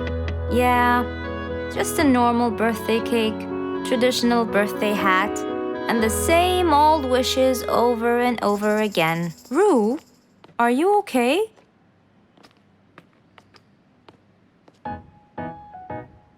Bad timing, huh? He looks sad. I know, but the cake is still here. Oh, stop it. We have to help him feel better. It's his special day. A little bite won't hurt. Oh, sure, the cake won't hurt. But what about my fist? Fine, fine. What do you have in mind? Let's go.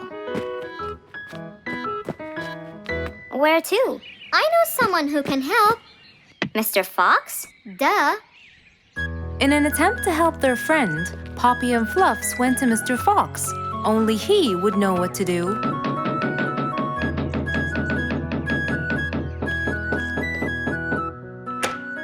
Hey, Carrots. Do you have any lemonade, Mr. Fox? I stopped apologizing for his behavior long ago. You know, Fluffs, he's just Fluffs. It's okay. Come in. Are you sure it's all right? Positive. It's always the right time. It's Roo's birthday, and he's pouting. He's bored with the same birthday routine every year. So we want to make him something different this year. Can you help us? Yeah. Unbelievable. You'd think I'm quite believable if you tasted this lemonade. It's awesome. Any ideas, Mr. Fox? What do you guys say I help you throw him an extraordinary party with a magic show? A magic show? But who's gonna perform the magic tricks? You guys will. I'll teach you. This is the best idea ever. I agree. We'll also bake him a cake. But he says cakes are boring. I can assure you, this one he will like. Sounds like the perfect plan. All right, first, let's bake the cake. It wasn't a very easy task, but all three of them worked hard to make this the best day ever.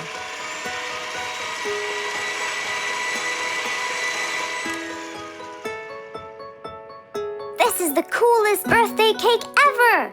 Now for the magic tricks. We need a bottle of water left in the freezer for around 2 hours and a plate full of ice. We'll also need some food coloring and soda.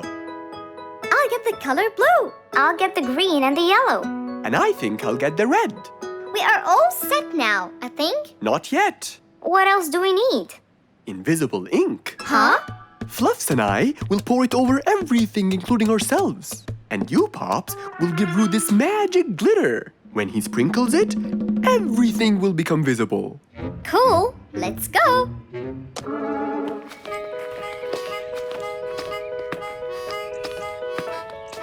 Let us pour the invisible ink now.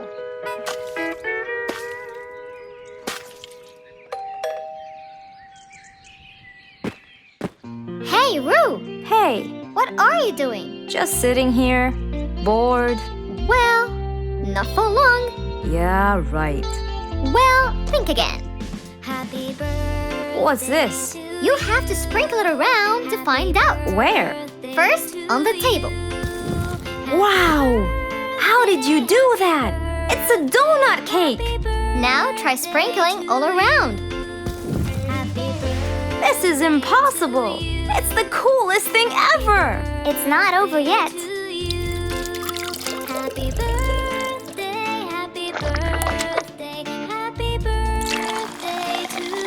I can't believe you guys did all this for me!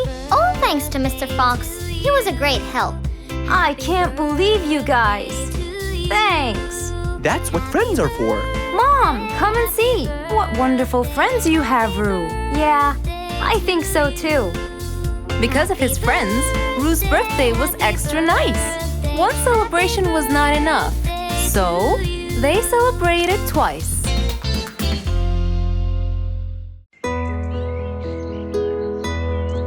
It was a bright, early spring morning. Still feeling a little sleepy, Mr. Fox opened his eyes and got out of bed.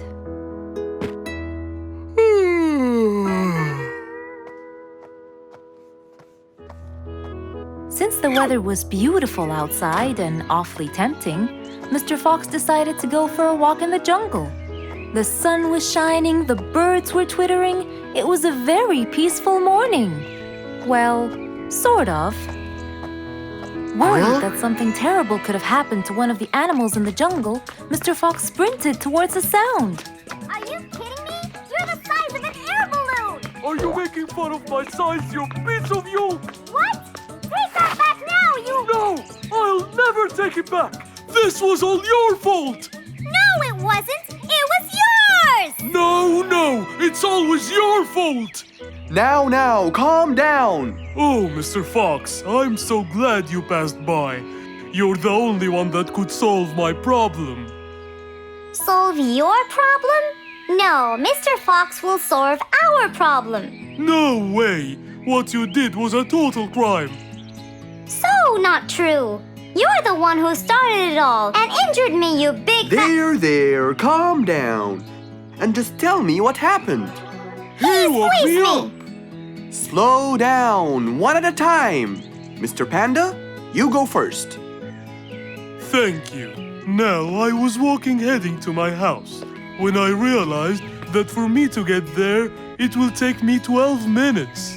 And I was so tired and sleepy. So I thought about it, and I realized I should just lay here for a while and take a short nap. And just as I was starting to get comfortable, I found little chicklets screaming with the highest pitch into my ears, Mr. Fox. My ears! Can you believe that? Well, that's not a very nice thing to do, little chicklets. Why did you do that?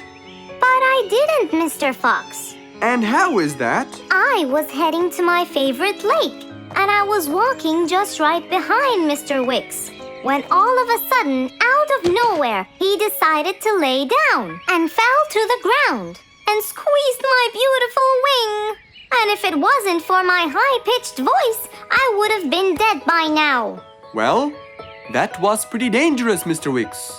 What should I do, Mr. Fox? I was really tired and I needed my nap. So I took it. What should a panda do to take his nap? Can't you just wait till you reach your own house? Or at least look behind you before you decide to fall down?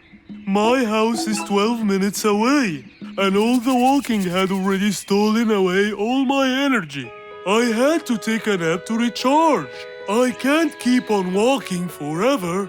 Then look behind you or sleep next to a tree or something. Why don't you watch where you're stepping? It was a very troubling matter indeed. The little chick almost got crushed. But Mr. Wicks didn't mean it. He was just so tired that he fell asleep. Right? Mr. Wicks, answer me. Did you intend to squeeze little chicklet's wings? Of course I didn't. Were you aware that you were going to take a nap in the middle of the road? Actually, I vividly remember. I walked to the tree side first, but when I woke up, I found myself in the middle of the road. How many naps do you need per day? From 5 to 7, I would say. Did you take a nap before you decided to head home? Of course. Do you usually nap in between? Not always, but today I went so far from my house.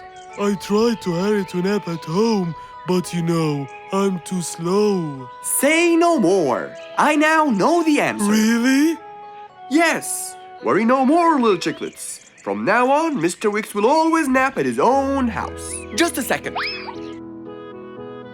Aha! There it is! Is that what they call caffeine? My, I didn't think it was that huge. No. It's something even better. Better than caffeine? And chocolates too.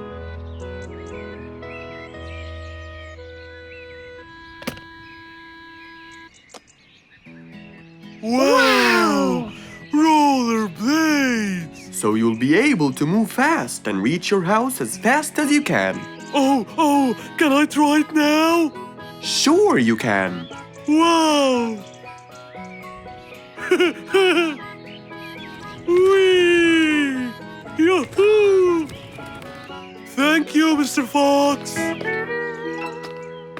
Anytime you need me, I'll be there. One nice spring night, Mr. Fox was sitting in his balcony, relaxing and drinking his favorite juice, when suddenly the phone rang.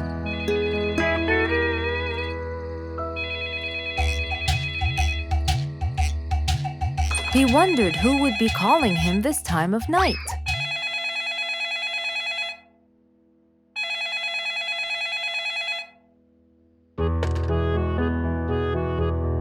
Hello? Who is it? Mr. Fox, it's Rorik. Your Majesty, how may I help you? Well, Mr. Fox, I'd like you to come to my house early in the morning to discuss something urgent. Of course. I'll be there. After he hung up the phone, Mr. Fox went to sleep. He was supposed to wake up early. He wouldn't want to miss his appointment with the king.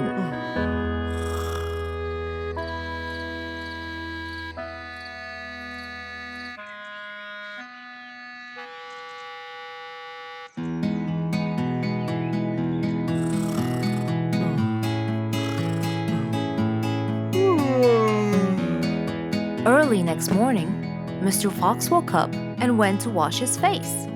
After that, he got dressed and was all ready for his appointment with the king. He got into his car and drove off.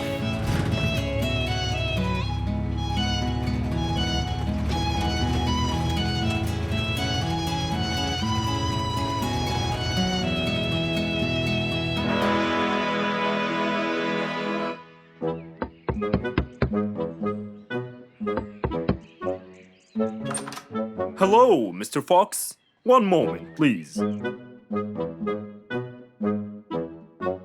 Your Majesty, Mr. Fox has just arrived. May he come in? Of course. Let him in. Come in, Mr. Fox. His Majesty is waiting for you. Good morning, Your Majesty. Hope I'm not late. No. You're always on time. How are you, Mr. Fox? I'm fine. And how's our little Frisky? He's fine. A little mischief every now and then. You can never get him to stay in one place. But thanks to your bracelet, we can always find him. Saved us a lot of trouble. It's my pleasure. So tell me about this urgent matter.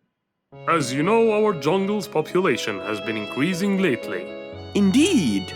Our population has increased. Yes, but it's getting harder to summon them all to the meeting every time. That's why I called you, Mr. Fox. I need you to figure out a way for me to reach all the animals at the same time. Let me see. I need to think this through. That's okay, Mr. Fox. But please, don't take too much time.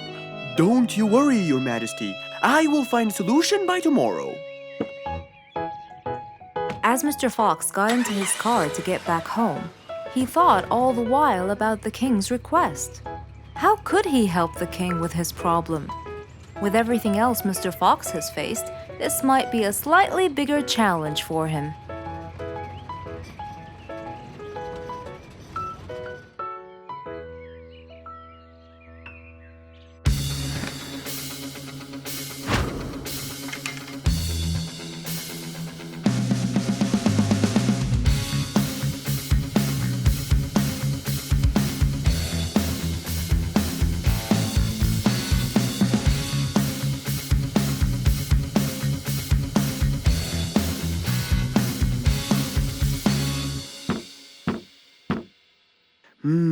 This is more challenging than I thought.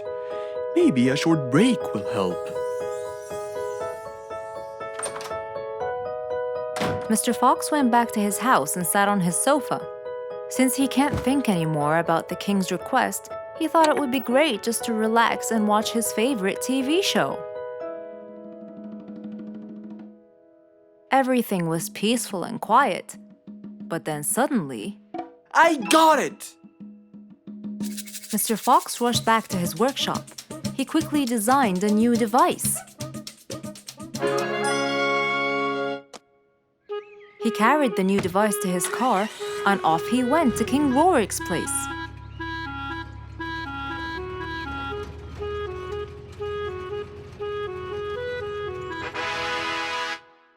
Mr. Fox, I thought you were coming tomorrow. Did you solve my problem? Yes, Your Majesty. This is a solution to your problem. That's great! But what's that, Mr. Fox? This is a megaphone. I made it specially for you. Every time you need to meet the animals, all you have to do is roar into it. Mr. Fox, you're a genius! But be careful. It's powerful. So make sure that no one is around you when you use it. Of course! I can't thank you enough, Mr. Fox. You're a great asset to all of us. It's my pleasure, Your Majesty.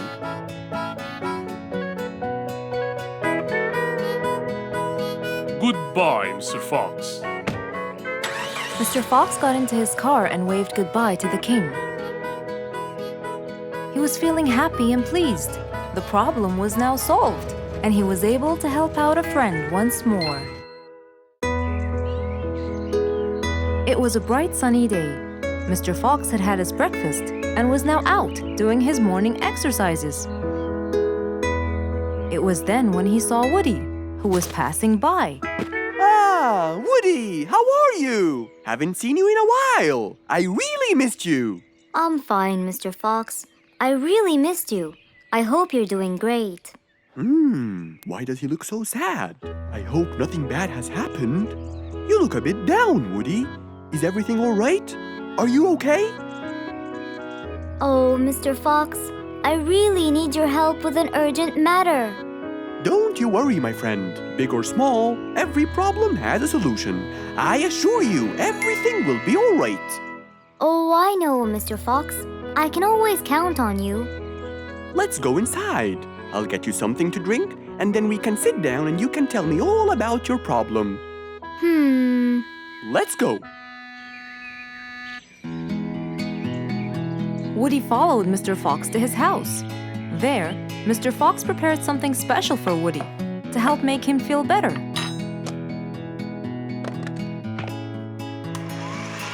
I made you some fresh orange juice. This will help you relax and cheer you up. Oh, you're very generous. I love orange juice. Thank you.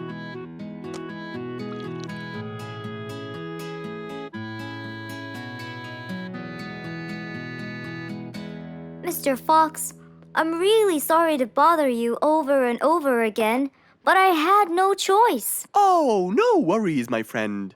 You know, Mr. Fox, I'm the jungle carpenter. My business has been growing recently, and now I have many customers. Yes, you're a hard worker. You deserve it. I used to build boats for fishermen.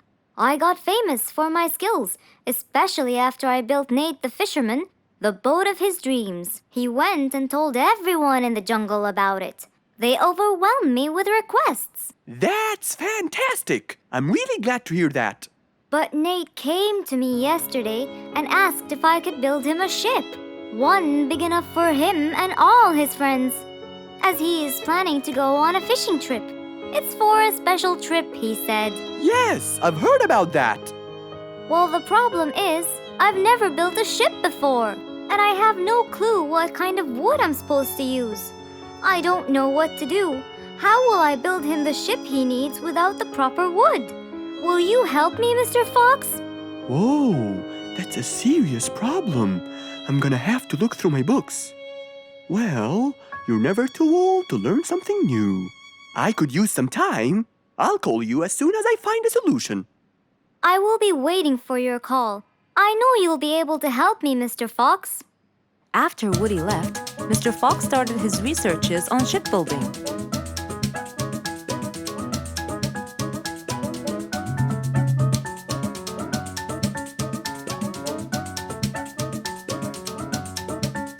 After hours and hours of hard work, he finally got it. Yes!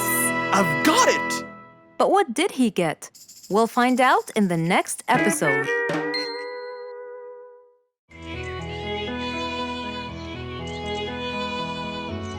It was a very fine day.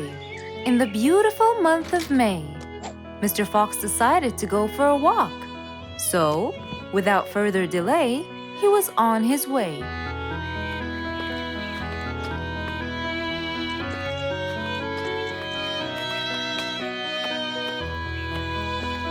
While Mr. Fox was walking, enjoying the sun and the trees, he heard a quarrel at a distance and someone saying, Stop! Please!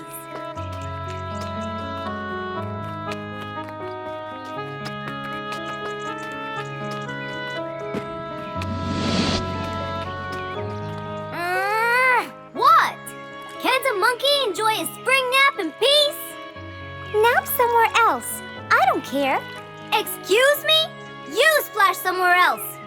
You've got the whole ocean. That's more than enough room. What's going on here?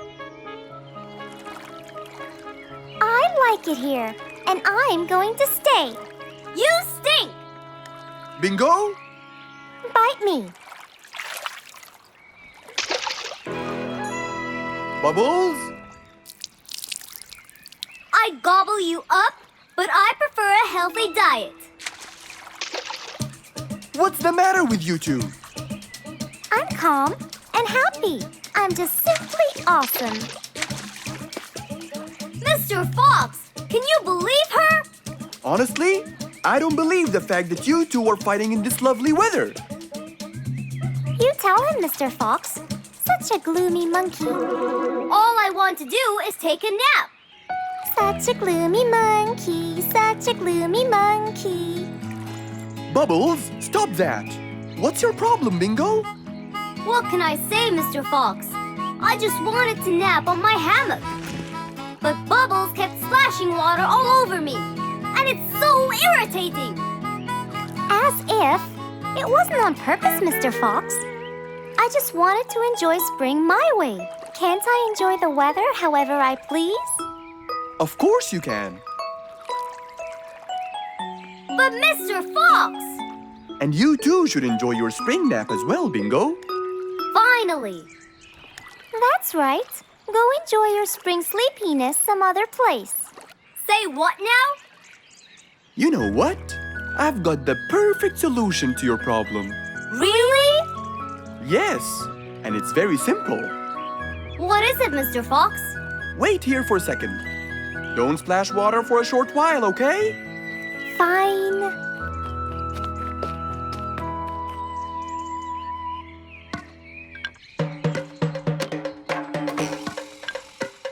The hammock was very close to the lake. That's why Bingo got water all over him every time Bubbles splashed. But Mr. Fox wasn't gonna let them fight. He had the perfect solution for both their plights. What are you doing, Mr. Fox? Wait, and see for yourself.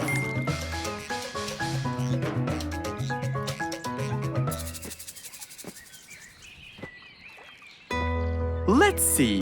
First, we'll untie the hammock. 1, 2, 3, 4, 5. Now, we'll go a few more steps up and tie the hammock again. Here's good. There you go. Try it now, Bingo.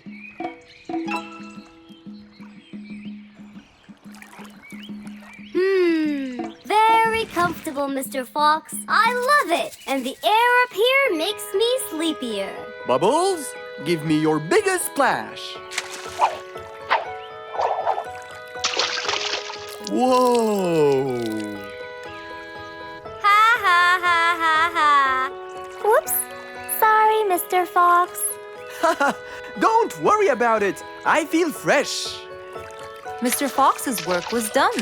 First there was trouble, now there was none. For there was indeed no better deed than rushing to help a friend in need.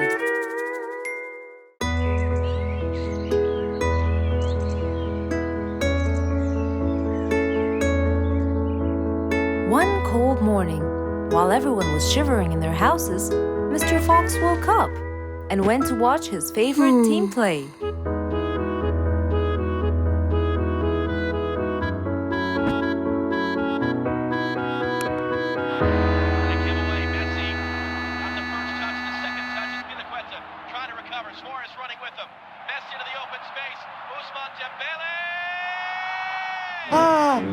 He's going to win!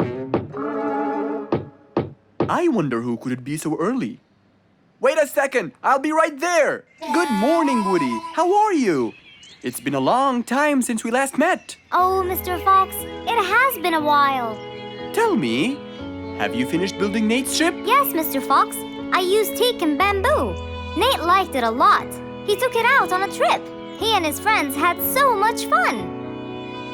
Great! Mr. Fox, I noticed how beautiful your flowers look. You take really good care of them. Of course. And you know what?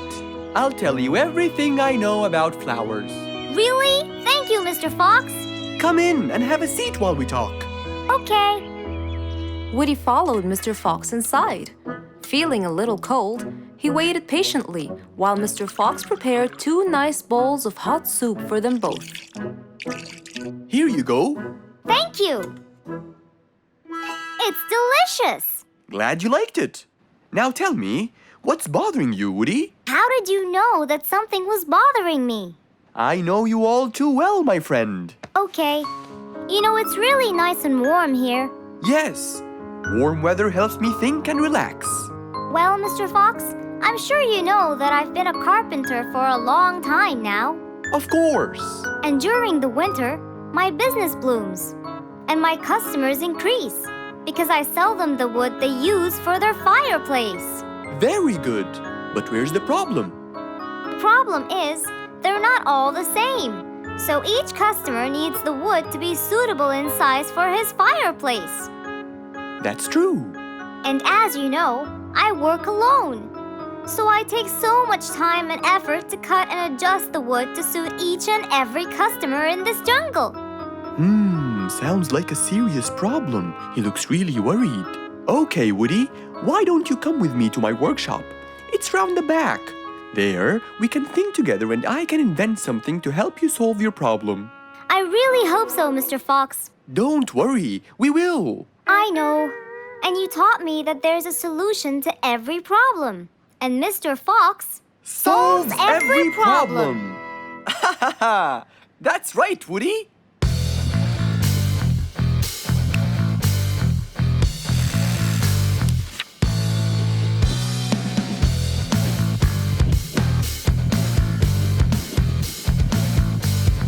I will invent a gigantic wood-cutting machine that has the ability to choose and control the size and shape of your wood depending on what you need.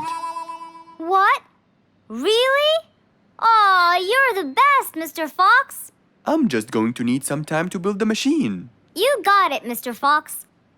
I'll go get a few things done, and I'll come back. Okay, I'll see you then, Woody.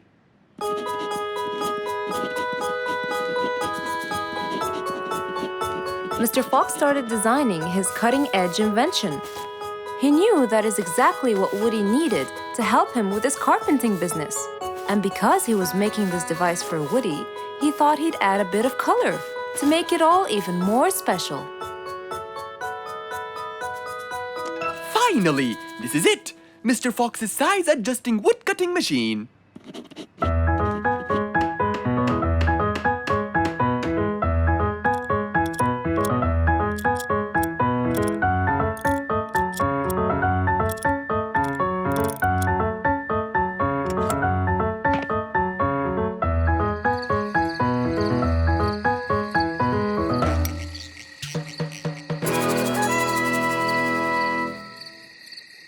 After finishing the device, Mr. Fox sat to listen to his favorite music, waiting for Woody, who came knocking on the door.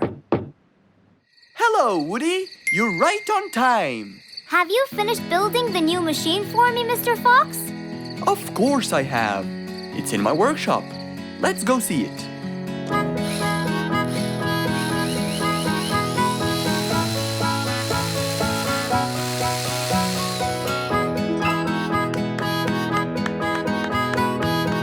Fantastic! I don't know how to thank you, Mr. Fox. I'm really grateful for what you've done. Don't thank me. I only did what I had to do. I'd better be off now to cut more and more wood. Have a wonderful evening, Mr. Fox, and thank you again. Good night, Woody. See you soon.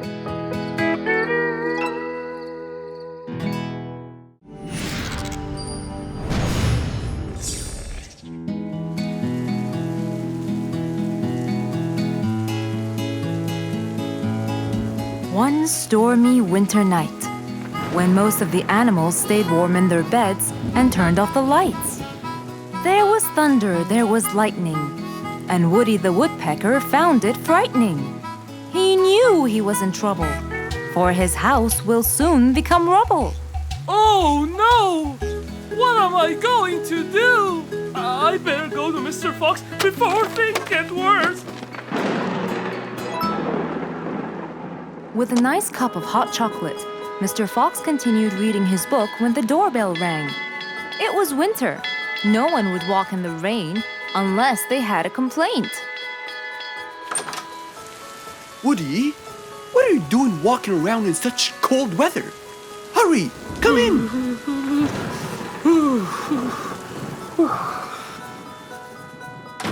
Mr. Fox, I know it's cold, and I'm sure my problems will make you feel bored, but I need your help. Of course. Don't worry. Have a seat, Woody, and I'll get you a hot drink. It must have been terrible to go out in that storm. Okay, thank you, Mr. Fox. So, what exactly is your problem? My roof, it gets ruined by the rain. Oh. I keep fixing it every now and then, but now, every winter is a nightmare. Here you go, Woody. Thank you, Mr. Fox. So tell me, what happened to your roof? The rain makes it damp. Sometimes I fear it gets too damp. It might fall. Oh. You're right. That's a serious problem. Well, will you help me? Mr. Fox knew he couldn't stop the rain, but he couldn't let Woody's efforts be in vain. There had to be another way. I have an idea. We need to guide the water off your roof. But how can we do that? Well, we need to visit the jungle shop. But first, we'll wait for the storm to pass.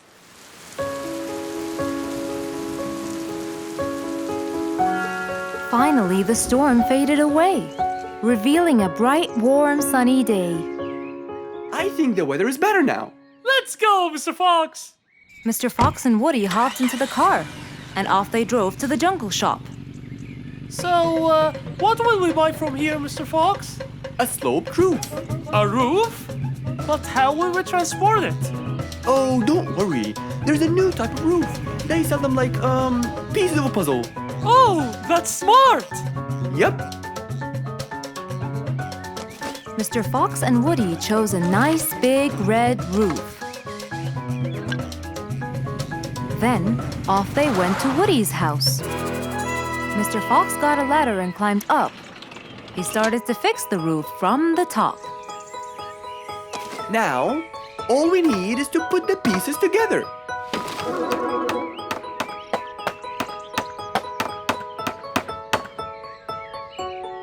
All done.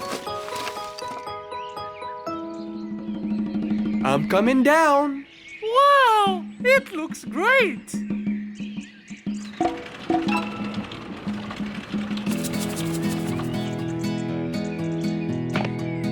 That way, all the water will slide down and the rain won't bother you again. So, does that mean no more rainwater will enter my house, Mr. Fox? Of course not. I guarantee it. Oh, I'm so happy! Thank you so much, Mr. Fox. Oh, it was nothing. We all like living in a dry, warm place in the winter.